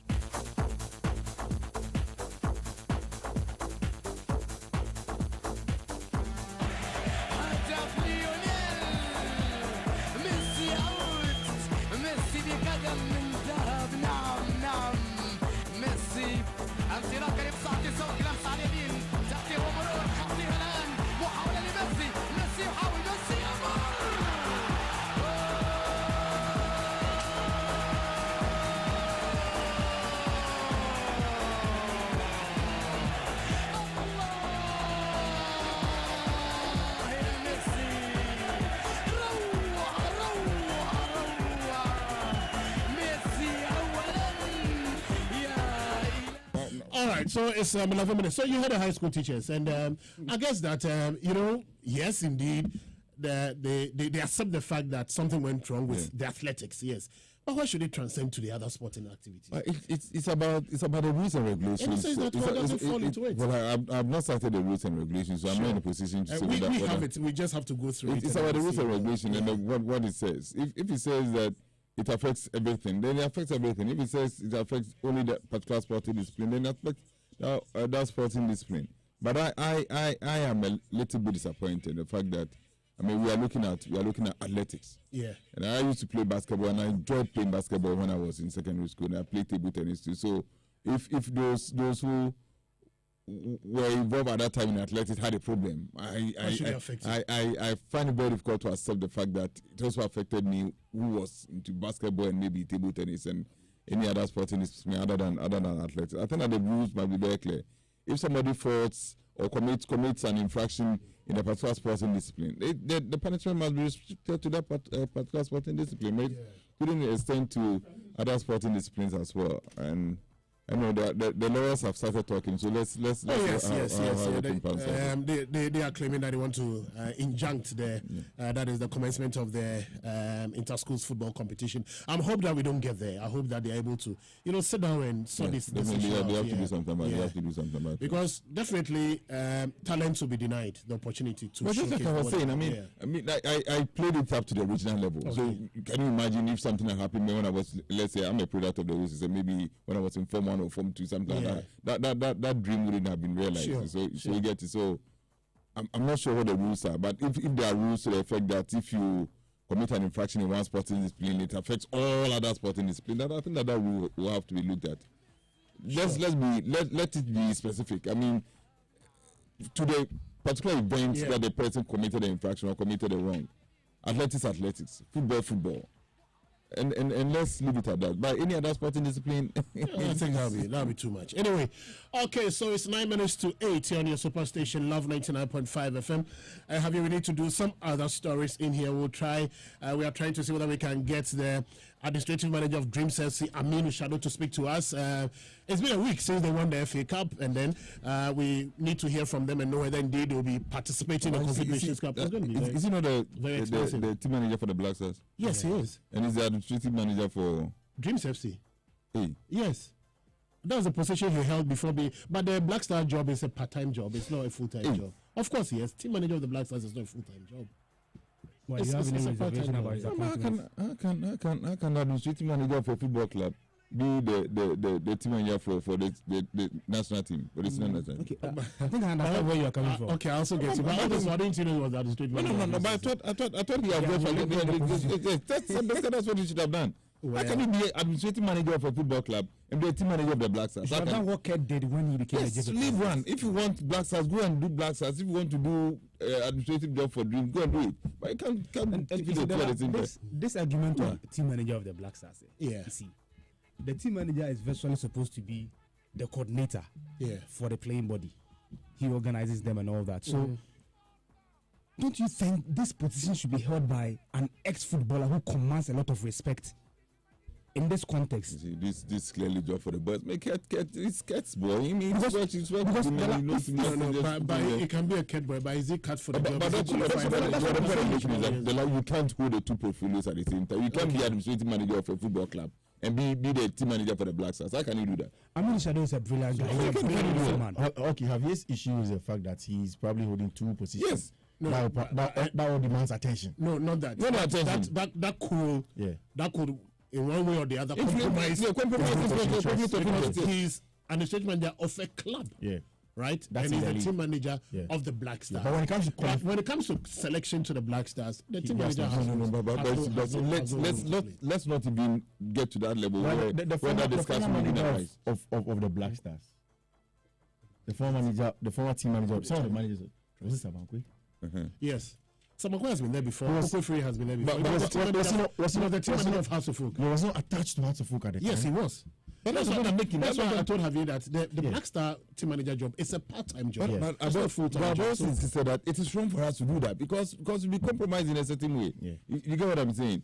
Fine, these are fine gentlemen who have integrity and things like that. But let's not put them in a position where they can be compromised. It should be just that. Yes. Okay. If you want to be team manager of Black Stars, really increase that position as whatever of a local club, and just concentrate on the Black Stars. But I think as far as qualification goes, I mean, Shadow has it. I mean, I don't know the qualification of Sabankwe and Poko Free, but I mean, Shadow. Stephen Appiah was not too long ago the team manager. He wasn't the team manager. He was the coordinator between the players and the management. The team manager. He wasn't because there was a team manager. Okay. His role was different. He was just an intermediary between players and the management. When it comes eventually, that was the role of the team manager. I think they were just trying to create something to get him into the team. Bella, picture this scenario. Somebody like Thomas Partey. Yeah. Okay, Andrea Yu in camp. They're supposed to sleep around 10 p.m. Andrea Yu is still out there. Do you really think that if you bring in Aminu Shado and Stephen Appiah, no, the moment he is okay, well, make your point. So you get a point. So that is the picture. That's the scenario I want to picture. No, but the moment the person has been introduced to you as the new team manager, you need to take instructions from the but person. You should not take away the human element of people in this country. Steve, I think what a lot of people should also get, including yourself, is that the temperament of saying, I mean, he's on the line. No, we didn't get Aminu now, but we're going to get him back. For now, we have the board chairman, who is also the executive council member of the Ghana Football Association, Dr. Obe of Mediama Sporting Club, on the line with us. Doc, good morning. Good morning, my brother. And I hope you are doing fine, Doc. Oh, God is good. God is good. Indeed, God has been good to Mediama this season. For the first time winning the league, we've not had time to speak with you on how do you call it, your feats and or your successes achieved this season. First of all, congratulations to Mediama and the Thai team for winning the Ghana Premier League. Thank you very much. Thank you very much, and thank you for your support in sort of drawing people's attention to our progress in the journey. Okay, but are you guys still enjoying the win, or now it's time to get to work to prepare for Africa? I think we have actually ended our partying. I actually told our members to enjoy and let it sip in, because it's a long drawn effort that yields this outcome. So normally when that happens, you allow people to enjoy themselves, and then now reality is dawning, and we need to stop the enjoyment and begin to do serious planning and preparation. Oh, okay. I should believe that from what you've said, it means that serious planning towards Africa has already started. That's correct. So, I mean, in the past week, we also heard that the team had some messages from the Speaker of Parliament, who appears to be a patron of the club, donating some 100,000 towards your African campaign and all that. Now, tell me, how are you people garnering, how do you call it, financial support towards this exercise? Because it's a huge one and it will demand a lot of money. Okay, thank you very much. I mean, let me say thank you so much to the Right Honorable Speaker and the Parliament of Ghana. Last week we went and to show the trophy to the Speaker, who accepted also to be a patron, and of course to the entire Parliament. Our MP made a statement on the floor of Parliament, and we are very grateful to the Speaker and the members of Parliament. Now, in the past, some clubs have qualified but have failed to go, not because they are unable to compete at that stage, but because of the cost of going to Africa, which is an indictment on all of us as a country, because if a country like Ghana cannot participate in a major African tournament, it's really negative on us. So we are determined to go. We are talking to sponsors. We are making all the connections to try and get some support to do that. As you know, the Speaker has taken the lead by giving us 100,000. We're talking to some other, like Tobinco is also looking at us and trying to see what he can do. We will go back to our old sponsors, Goldfield Ghana, to see what they can do. But there are other corporate entities in the region and in the country who can benefit from the participation of Mediama in the African contest. Again, I mean, you know that we are very close to getting one of the best stadia. I mean, in Ghana, we are going to get a stadium which is 10,000 capacity, ultra modern, everything fine. So this is the type of facility that I am sure TV camera would want to screen on. And I think this is an opportunity for businesses, for companies that are marketing and selling things to use this media, the situation to do business with us. So we are out there doing the interaction to try and garner some financial support and any other material support that we have a committee that is actively working on that. Okay. Please, do you have any financial projection that you think that you need this amount before you get into Africa? So that is what you are working towards. Yes, we have an idea, but we're working on it. We have an idea, definitely. When you're traveling, when you say you're taking 30 players, let me say 30, 25, 30 players at a go, with about, say, 7 technical team members and maybe 3 or 4 management team members. The ticket, if you look at that, it's quite expensive. So for a game, you are getting close to about $90,000, $100,000 for one trip. If it is, let's say, going to Morocco or going to Egypt or going to even South Africa. So it's not very easy. So what we are trying to firm up the numbers, and then we'll make that transparent to everybody. We are also hoping that government will consider, and that's been my plea, that government should consider sponsoring. Providing some support to clubs that qualify to represent the country. They are no longer anybody's club. They are no longer a private person's club. They become a club representing the country. And again, I also say that these private people who have clubs that they handle, the kind of social intervention that they make for the country, we haven't quantified it. The kind of the employment that they offer. But Midiama, for instance, has about 40 players. We accommodate them, we pay them, we take care of their health and all that. And then some management members. Can you imagine if these members were unleashed into the society without jobs? It would be unemployment, And then, of course, when Midiama won the last game where the trophy was given, if you look at the economy of Takwa for the 3-day period, maybe a day or two preceding the game and then a day after the game, you will see that the hotels were completely full. You wouldn't get any place to stay. Food vendors were making money and all that. And then a kind of social environment, the conviviality and all that. So I think this must be calculated to make government think that, look, it is not bad to provide some support to. In fact, government has done it before, so it won't be new for this to be done. When Asante Kotoko was going to Africa, government provided some support. So are you going to go? Are you going to go to government, or you wait for government to come to you? Oh, of course we will go to government. Government will not come to you. We know government has challenges and all that, but if government can decide, I've observed this, and I know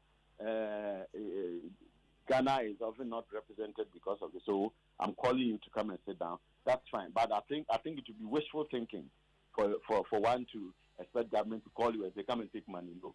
So you need to go and make your case to government, and then government may consider that.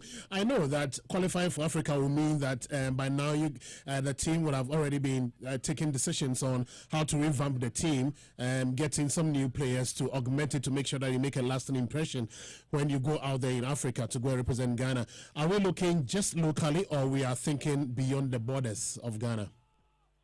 No, we are doing both. We are looking locally and beyond the borders.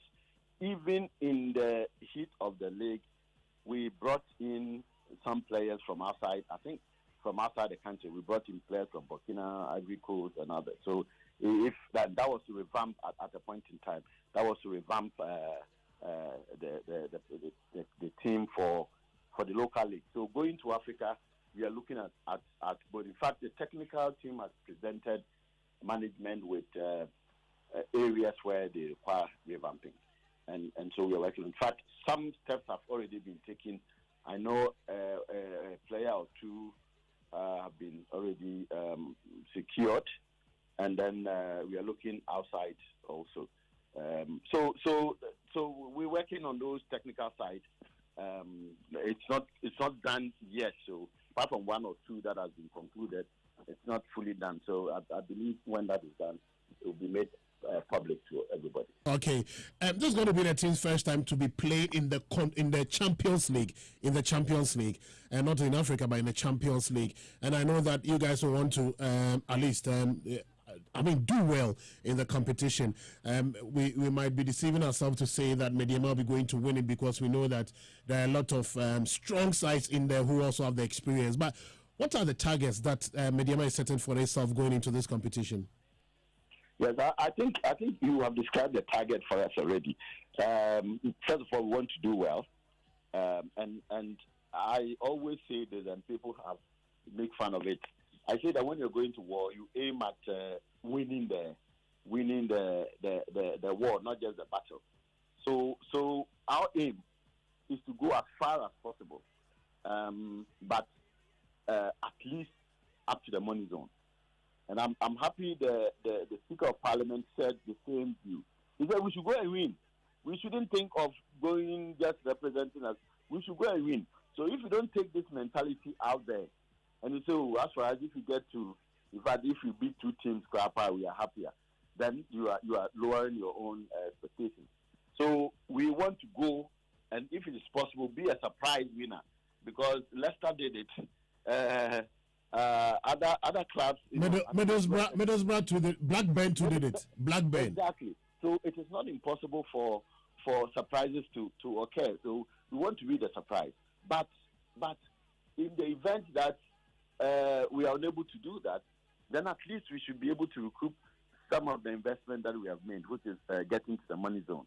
So that is the target. Anyway, I guess that the Leicester and Blackburn that we are talking about are club football, not continental champions. They were anyway. It doesn't matter. At that point, it's also club continental. Anyway, okay, sir. So, if everything goes according to plan, it means that Mediama will be using the TNA Park for the Champions League, right? That's correct. Okay. Are we 100% done at the stadium, or there are a few things still need to be done before we could say that it's complete? No. In fact, what is left is just finishing touches. We were going to have a function there. Was it last Thursday? But we decided to hold off for all those finishing touches to be completed.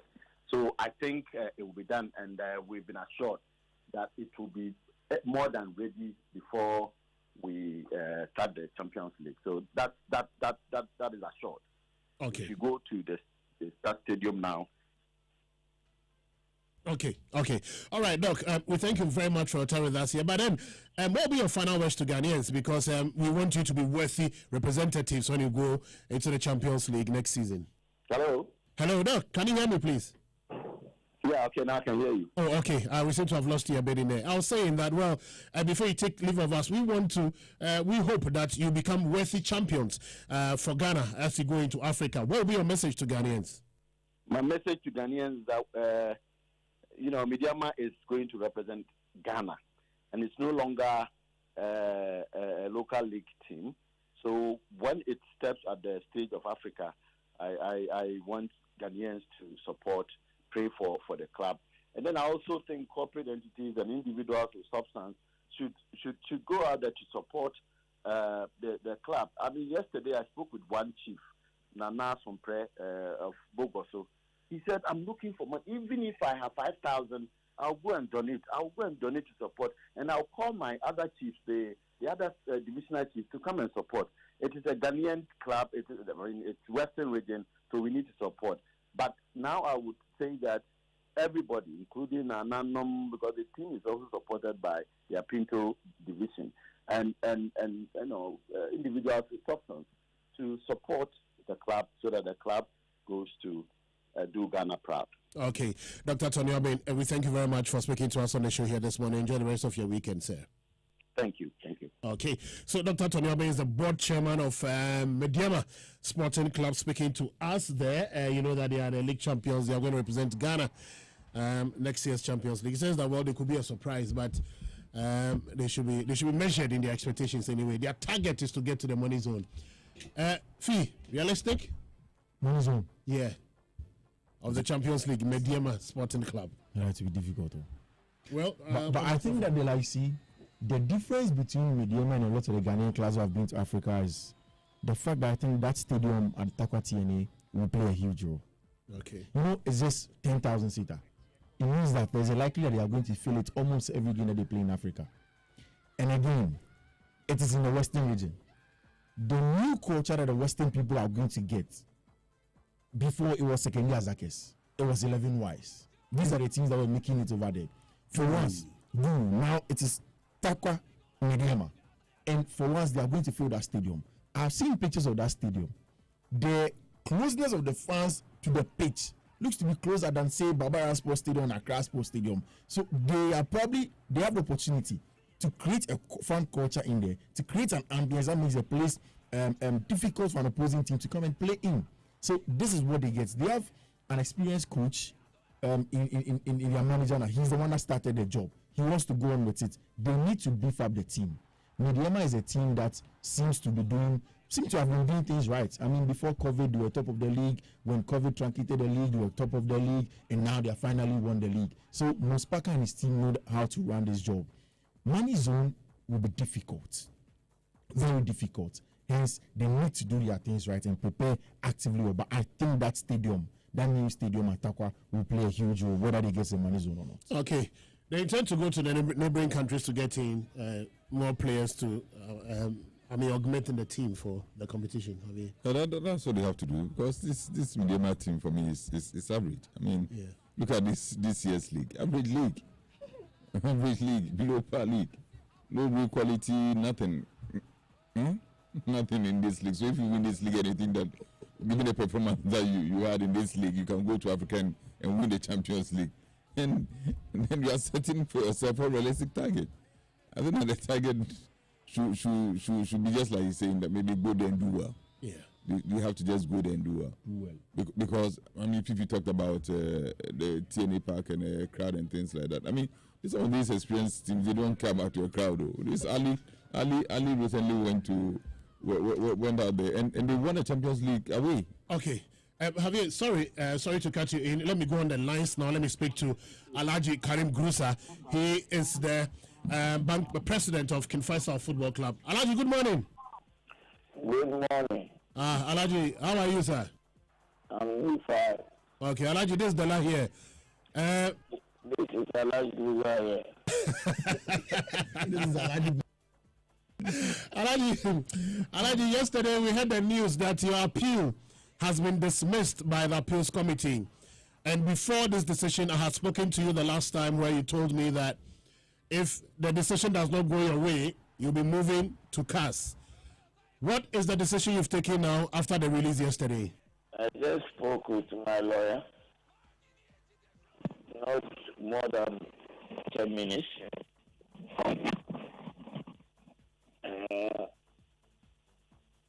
We are licensed to the GFA for record of procedure, or what you are calling. Record of proceedings. The record of proceedings. Then, this is not first time. Ghana and then dismiss. Alhaji, please, if you can stand well, but you may hear kakra. I'm saying, line me breaky. Yes, Missy Way. And yet, first time in Ghana, I dismiss protest. Okay. First, now, yeah, will review.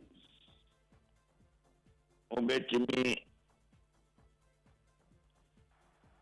I protest. Now I go to discipline committee. Now I go appeal. Now I go to discipline appeal committee. Who can review.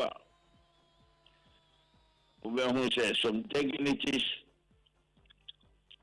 are there. They respect themselves. They know their position in the country. And they look well of their review. then maybe some case coming for win, some case again coming for lose. But now since we don't have review, I have to go to CAS. If you remember, this our General Secretary is a friend of Ketkebeku. Hossein Techistam, they cheat farmer like me. If you remember, I go to CAS. He won or not? He won. Thank you. I'm going to CAS.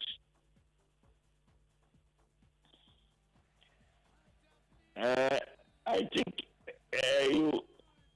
they should bring all their letter for dismissing for the Ghanaians to read and comment.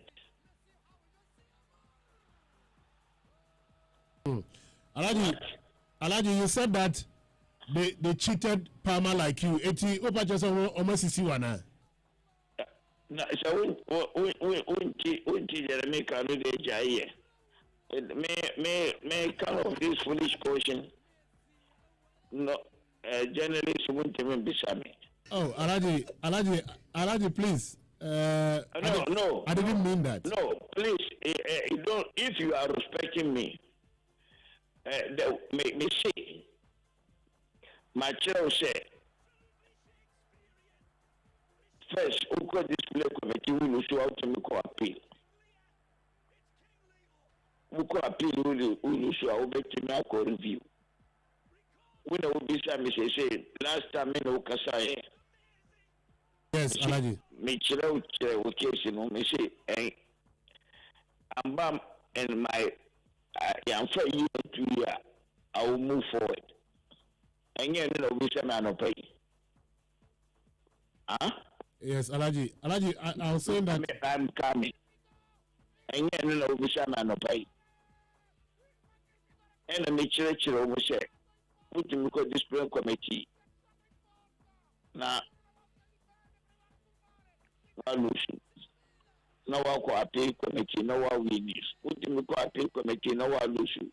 No wa review. No wa win. Put me ko review. No wa solution. Sata no.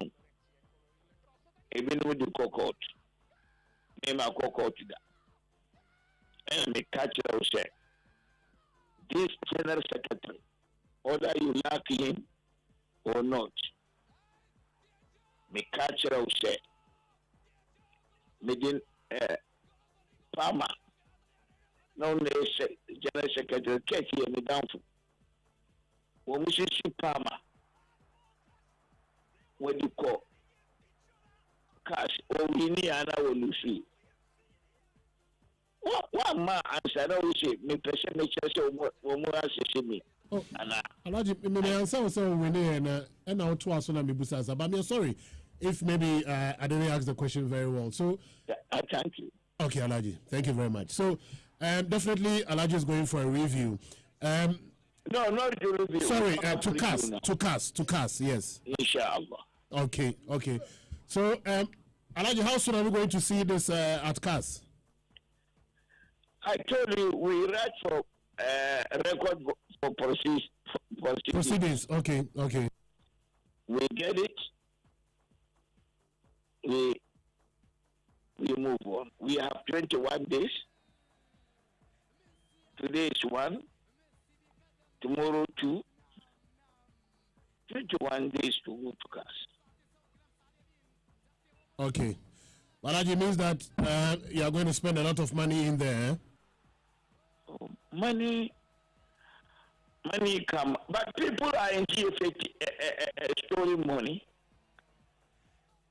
You see what is going to happen in Ghana football. The football is not for Kurt and General Secretary. I'm telling you. so many stories will come in Ghana football. I'm going to lose my team, he's going to lose his team. If he's a good Christian.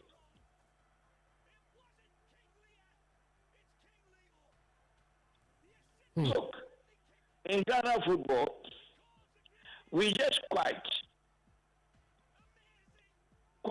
conflict interest in Ghana football. Those who are cooking food for Black Star,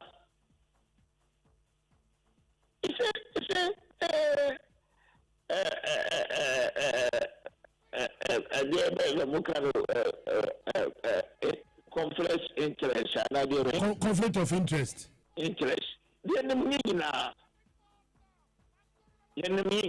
Sir? Yes. Hey. Your name. Adi Ghana football ni. Hey. And conflict of interest. You bet me actually win now. Yeah, tomorrow.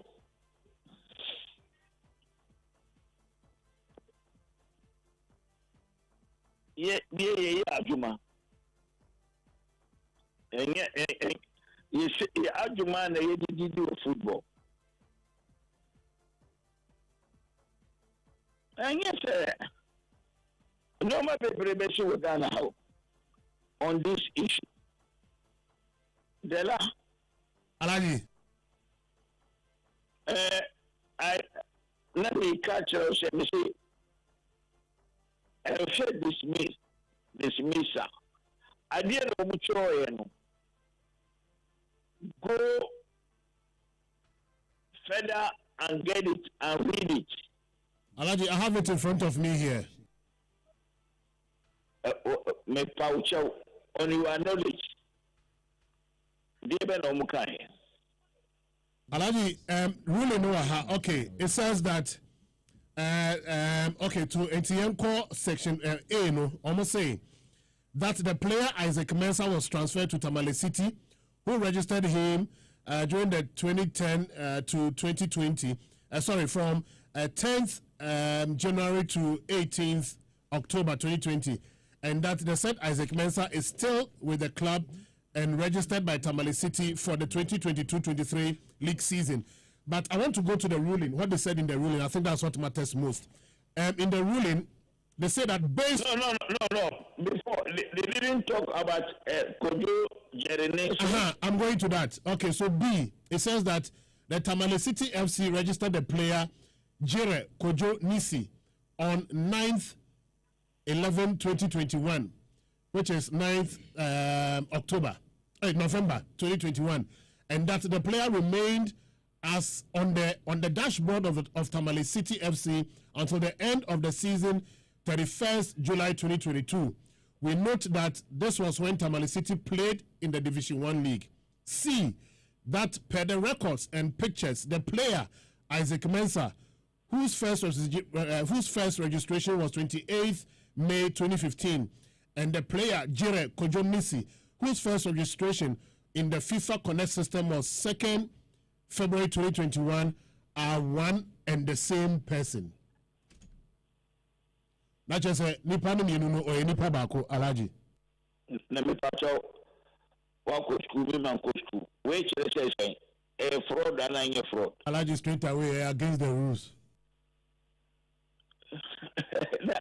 They be na omo kan. Me pacho se nipa tie ya. Ombe ti ansana. Ye adie na ye nim. During integration, and I demand a terminal appeal committee. We will be Rainbow because Rainbow FC Chocrata said one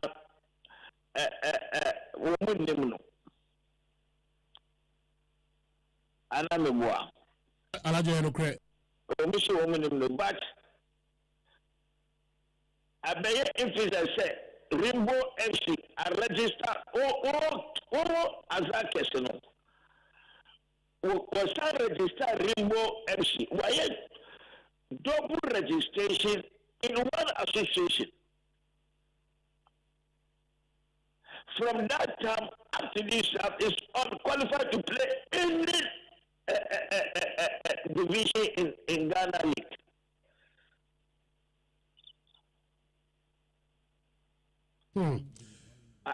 What was the mission? Alaji, I understand you very well, Mituasipa Alaji. Now, why not? And in their defense, obviously, and yet the Pabako, a different. Conjunction is different.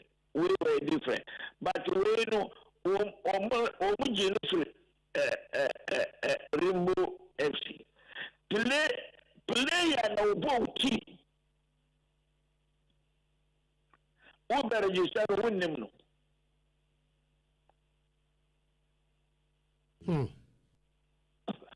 But yeah, coach could be about Okay. Alaji, so I'll come over, then we talk more. But thank you very much for speaking to us this morning, Alaji. But I want to tell if you resign from the Ghana football and his Ghana secretary and his appeal, you will see it. Alaji, you say you want Katokreku to resign? Yes. What he done in Ghana football? Katokreku friend was in the office or my GG friend in Pisaro. What Katokreku said? Operation Wabua me Nikis. Me say I don't mean Nikis. Pisaro. Call him and ask him. The family too at the end.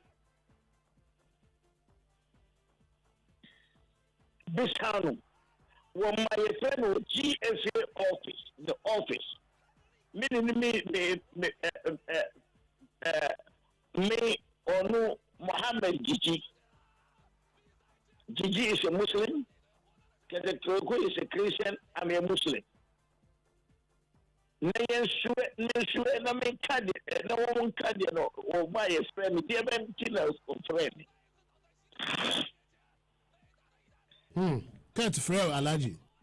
Me doing Yankupon na hata so mo my Gigi na friend. Okay. Wow. Let's Alaji more than no so the bebo. No say. Me can be there. Me see Bichan. Okay, Alaji. Yes, corrupted GFE. Friend and family business.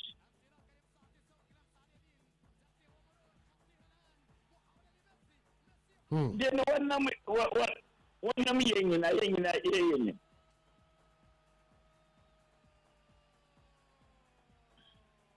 Me paucho. Wini mo hinja.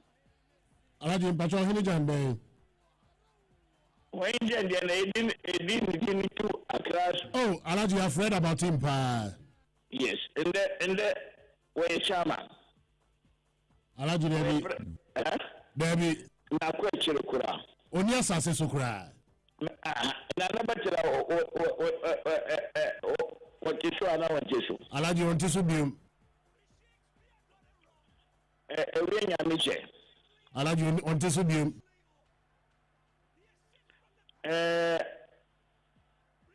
Jaula. He is no more on Casas as Atiase for so cry. Alaji on Tisubium. In ticket, you should know a conjana or Tisono, a conjo, or beating us. No, sorry. Or now, sorry, a papasu. And I get a papasu. When you're careful. All right. Alaji, I thank you very much for your time with me this morning. But I'll call you after the show, Alaji. Thank you. Okay. Hey! Alaji Karim Grusa, he says. Why? But Charlie, he says that Ketokreku and the FA are corrupt. He says he's running a friends and family FA. Blasters, there's conflict of interest. Kurt Efreno eba the office. So Obebuano. I case we buy Obebuano. I want to show you something. Okay. At the tail end of Alaji's interview, he mentioned one Muslim's name. Gigi. Said Gigi was in there. Yeah. On Facebook, the son of Alaji Grusa, Ahmed Fawaz Grusa, on his wall, he says this: even with their own Islamic cleric, into brackets Malam, for me and Mamoni as witness between us, they denied us our own rights. Instead, wow, indeed, power is sweet. Again, I said it. We should never trust these people. Goes on, they have used our own hands to slap us. Hashtag power is sweet. Finally, if a person failed to keep his promise with you, then you should come out and let the whole world know what has transpired. That's exactly what Alaji has done. Alaji says that Kurt called him to his office. Or Kaso Obebuano. I'm being verbatim here. Or Kaso Obebuano. Na Gigi Wohubi. You see, I've done the quotation, and very soon we're going to flood social media. Yeah, sure, of course. What has Kurt done for Ghana football? He called me into his office that I had no case, yet he wants to help me. Tell Kurt to resign together with the general secretary, which is Prosper Harrison Ado. Alaji Gruza. It's 29 minutes to 9. You don't get it anywhere, but on Love 99.5. Let's kick off. There's another one that he said. Yes. I think this one you need to repeat it. That's Gruza's son. Yeah, no, apart from what Alaji said. Yes, He said that this GFA is corrupt and people have been stealing money in the GFA. And very soon, everybody in Ghana will know. Say, he will lose his team if he is a correct Christian. No, okay, please repeat that. He says that I will lose my team. I say if I lose my team, he will also lose his team. So the GFA is not going to go down alone. People have been says that in the coming days, a lot of things will come out. People have been stealing money in the GFA. Yes. So the GFA is corrupt. GFA is corrupt. And it says that even those who are cooking for the Black Stars, there's conflict of interest. I don't know who cooks for the Black Stars anyway. No, but you see, I've read the verdict from the appeals committee. Okay, so you know what? Let's take that portion of the summary of what the appeals committee says. Okay. They say that the committee is of the considered opinion that under Article 21, subsection 1D, I don't know whether you have that article 1D. I think they stated that in the release. Okay, it is deemed unqualified only under two scenarios. The first is where a player has registered for more than one club, and the second is where a player who plays in Ghana has been registered with a club registered with another national association other than the Ghana Football Association. It is important to state that players are registered per season. Now, finally, it says the evidence on record shows that the said Isaac Mensah, also called Jiri Kojo-Nisi, was registered more than once using two identities in the 2021 Division 1 season. In other words, there was a case of double registration in the 2021-22 Division 1 season. However, the 2022-23 Premier League season, Tamale City registered the player only as Isaac Mensah. No player was registered by Tamale City under the name Jire Kojo-Nisi. As such, although there is a clear case of double registration of the same player by the same club in the 2021-22 Division 1 season, we are of the considered opinion that upon a true and proper interpretation of the said Article 28(1)(d), the player Isaac Mensah was not qualified to play the match since the case of double registration does not arise at all in the 2022-23 Premier League season. As no player, okay, so that is what they are saying. We accordingly dismiss the appeal, blah, blah, blah. Zando, can you give me a quick interpretation of what I just said? So the summary of what you just read. But first of all, let's know what is in Article 28(1)(d). Okay, I'll get that for you. Just try that for me. So the summary of what you just read is that the appeals committee admitted that there was an occasion of double registration somewhere in the 2021-22 season, all right? Where a player... But this one should be banned, though. Not per this document. He has not been banned based on this verdict. I'm saying that he needs to be banned. Okay, all right. Yes. So in 2021-22 season, there was an occasion of double registration involving one Kojo-Nisi and Isaac Mensah. Yeah. Now they admitted that. That was in Division 1. Exactly. And they went further to state that this happened in 2021 when Tamale City was playing the Division 1 League. Okay. Good, correct. But the case of interest, which is the game between Ariana Stars and Tamale City, the 2022-23 Ghana Premier League, there was no occasion, there was no case of double registration involving Isaac Mensah. But they also do not run away from the fact that this guy we are talking about is the same person who did register for them in 2020-21. Yes. Okay. But so based on this document, they want to treat it separately. Okay. So yes, the double registration occurred in the 2021 season when Tamale City were playing in the Division 1 League. Okay. But as we speak in the Ghana Premier League, there's no case of double registration involving this player. But the question is that is Kojo Nisi still inside the system and we still have Isaac Mensah inside the system? See, last week you said it. Yeah. Why is double registration still happening in Ghana? Why should it even happen at all? I think let me just add the King Faisal argument to it. King Faisal is saying that regardless of the fact that Kojo Nisi was the double registration happened when Tamale City was in the Division 1, it is still not, it still doesn't warrant him. The fact that he was in Division 1 at the time doesn't still make him eligible to play. He should have been sanctioned. So if he has been found now, they think that he's a player who shouldn't have played in any of those games. So that is King Faisal's argument. Exactly what and that's why Alaji says that he's going to cast. Okay, so I have the Article 28 clause 1D for you. Yeah. A player who has registered for more than one club for or with any club registered with another national association. So the Article 28 talks about unqualified player. Now this says a player. So unqualified player is a player who has registered for more than one club or with any club registered with another national association. It didn't state that more than one club in a particular season. Very good. So they still have a point. The moment he has registered for one club before, he goes through this, it's not been sanctioned, we've not identified it. And the article did not say a particular season. Yes. Okay. And you see, Bella, this document recommended, this verdict recommended that the GFA should expand the name of Kojo Nisi from the 2021-22 Division 1 League season. It's in there. Yes, I've seen it. Steve, can you read what you just read? So Article 28, Clause 1B says, so Article 28 talks about unqualified player. Clause 1B says, a player who has registered for more than one club or with any other club registered with another national association. But has he registered for more than one club? This season? Yes. This season, no. So what is the point? So he didn't add season. He says a player who has registered for another club. No. Two situations. One, you register with a national association. No, we've taken it out. Let's say Togo and then it doesn't matter. So he's registered with Tamale Cities.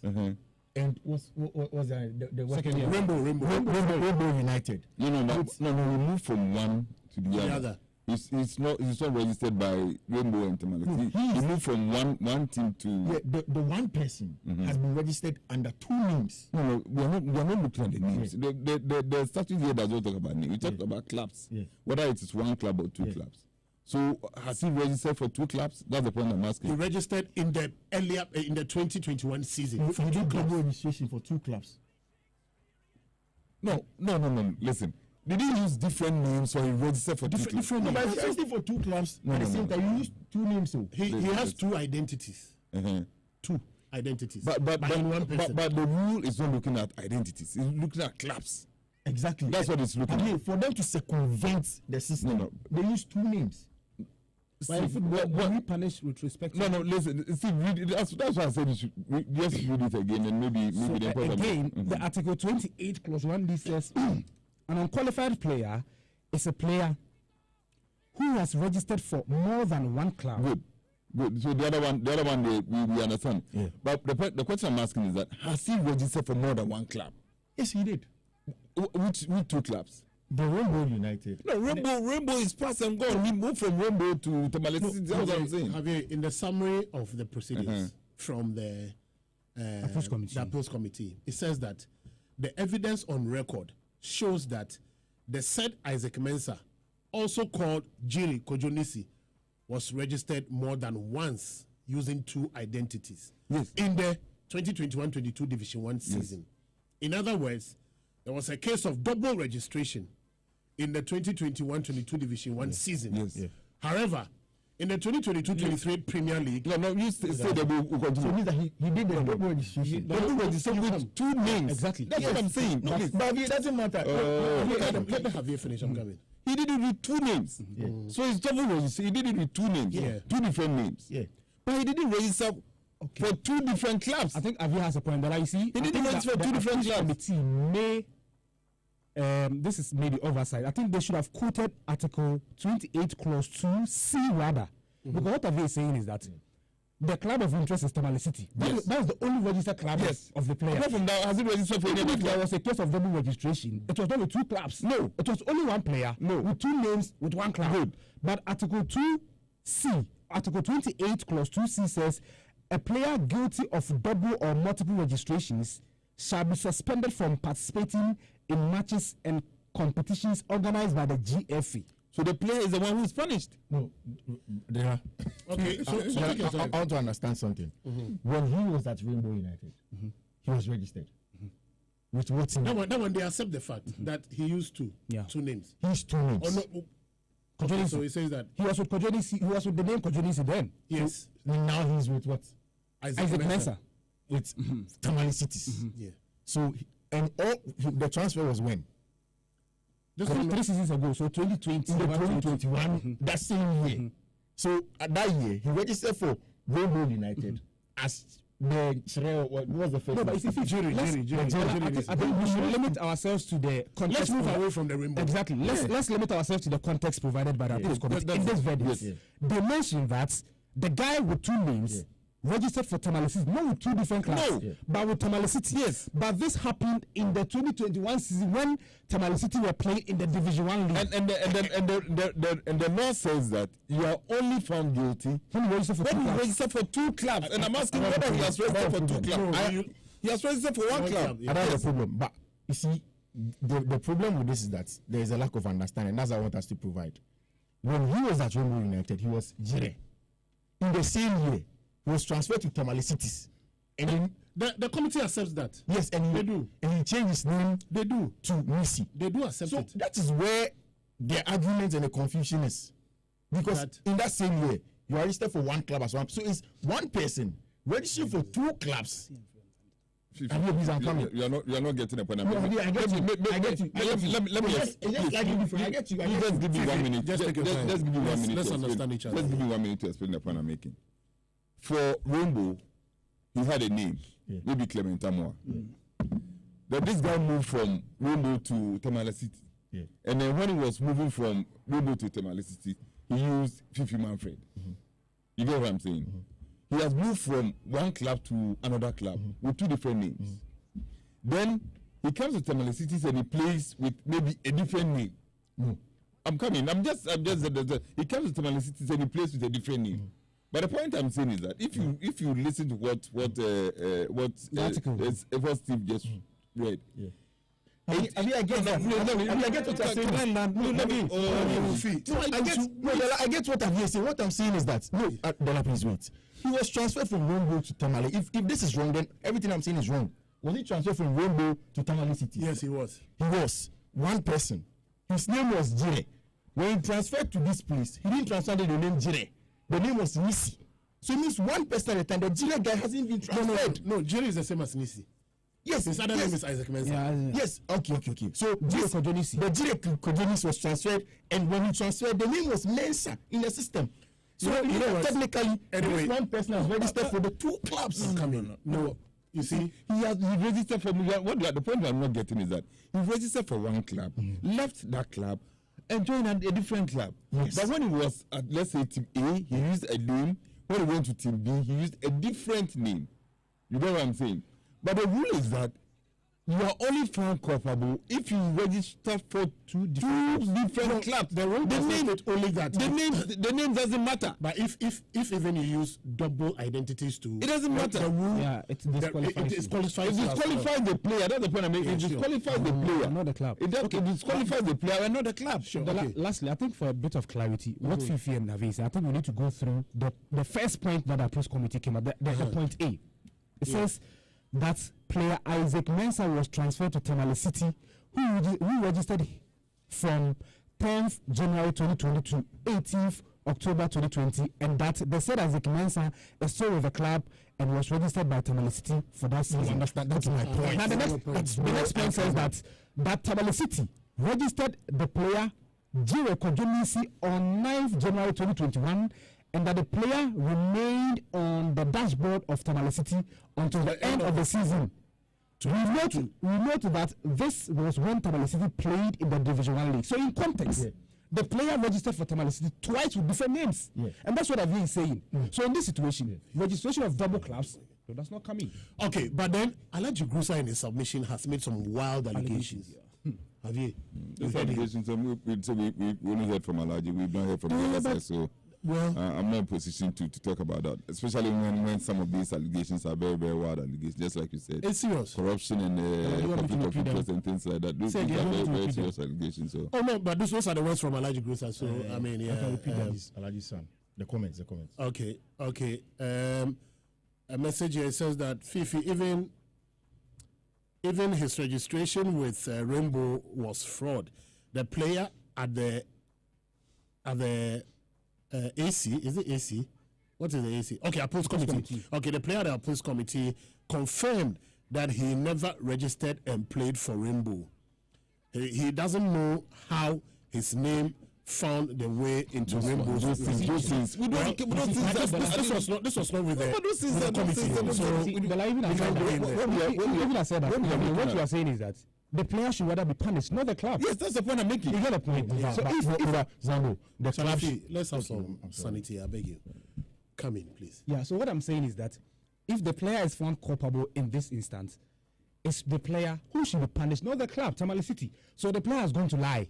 What has that got to do with Tamale City? No, but you have to do due diligence in going for the player. You don't just come and say, I'm going to register. Then you will not do due diligence and find out. Then the FA must come in too. So let's wait and see what the Court of Arbitration is. We live in an environment of rules and regulations. The FA is an association. You have decided to be a member of the association. The association has its rules and regulations. So at any point in time, we have to defer to the rules and regulations of the association. That is what we have to use. It's not about emotions. Yeah, sure. It has never been about emotions, about you think and if and those things, those speculation. It's about what the rule says. The rule is very clear on it. Okay. It's very clear. All right, so we'll move on from there. Unfortunately, I wanted to speak to Aminu Shadow, but time is not on our side. We can do that, yes. So for the information of our listeners, Alhaji Gruza's flyers are ready. So if you missed the interview, you can go to Facebook on LEV 99.5 FM. The first one says, what has Kurt done for Ghana football? He called me into his office that I had no case yet. He wants to help me. Tell Kurt to resign together with his general secretary. The second one says, expect Ghana football to be shaking on this issue. The football is not for Kurt and his general secretary. The third one says, there's no review in Ghana, so I'm heading to CAS. Okay. And the other one is that there's conflict of interest for even those who cook food for the Black Stars. Alhaji Guza speaking to your legendary commentator Delali.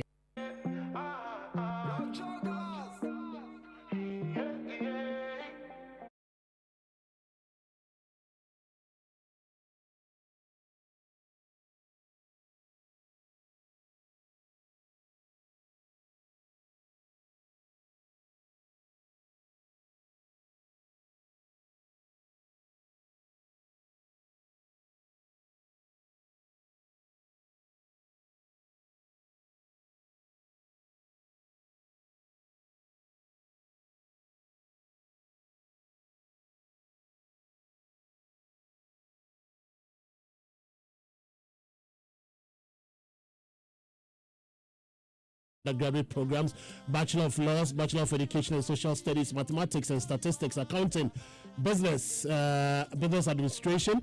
They also have Agribusiness, Computer Engineering, Information Communication Technology, International Development, Physician Assistantship, Midwifery, and many more. Now, you have a WASI A1 to C6, WASI A to D, A-level holders, diploma holders.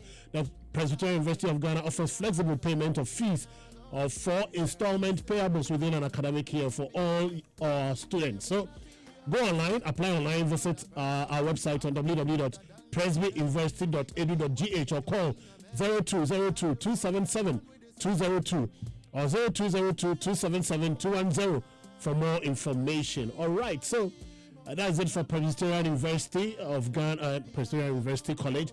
Now, let's do this one here quickly before we activate the phone lines for you to call to also share a thought with us on what we're discussing on the show here this morning. Shiftman from Atoso says, I'm happy that Chelsea is signing players to strengthen their team for next season. I pray that my team, Arsenal too, will get serious and sign quality players and build a strong team fit for purpose and make an impact in the Champions League and in the APL. Goddess, we shall get there. Adjoa Kunedweje says, so dollar. All right, good morning to you, Adjoa. Now, Ernest Mateta says, good work done. Thank you, Ernest. And, okay, so this coming from Fawaz Gruza. It says, even his registration with Rainbow is fraud. The player at the AC confirmed that he never registered and played for Rainbow. He doesn't. Okay, so we've done that. All right, thank you about that. It's 10 minutes to 8. 10 minutes to 9. We'll be crossing over to Joy 99.7 at night to bring in news file. 03-220-83596, 83597, 03-220-83596, 83597. Christophe, good morning. Yeah, good morning, Efo. Yes, now for a quick one, Christophe. In fact, I want to find out that, you see, Alhaji Gusa, your co-worker, Black Star Management Committee member, we are almost 12 billion. We are almost 12 billion. And what's in your credit and show team in to prevent the team from going for relegation? It's sad. You understand? So you can have brought new players then they'll beef up your team. Because for Kinshasa to go to relegation, it's an investment on the teams here in Kumasi. Okay. It's a shame to us, we those in Kumasi. For Kinshasa, a club in this century, when they have 12 billion old currency, what's the a class where team I'm staying in the league? Okay, all right, let me switch to Isaac Opoko. Hello, Isaac, good morning. Hello, Isaac, good morning. Quickly, where are you calling from, please? Kochi. Okay, let's hear you, Isaac. The bias against Kumasi High School has been there since time in Memoria. Okay. The media and the GS. The media? Sometimes we wonder if the exams we write at the GS, they really market. The bias is too much. The media says they are more on cost high. Last year, the program that Kwete hosted. Please. The media against who? Against Kumasi High School.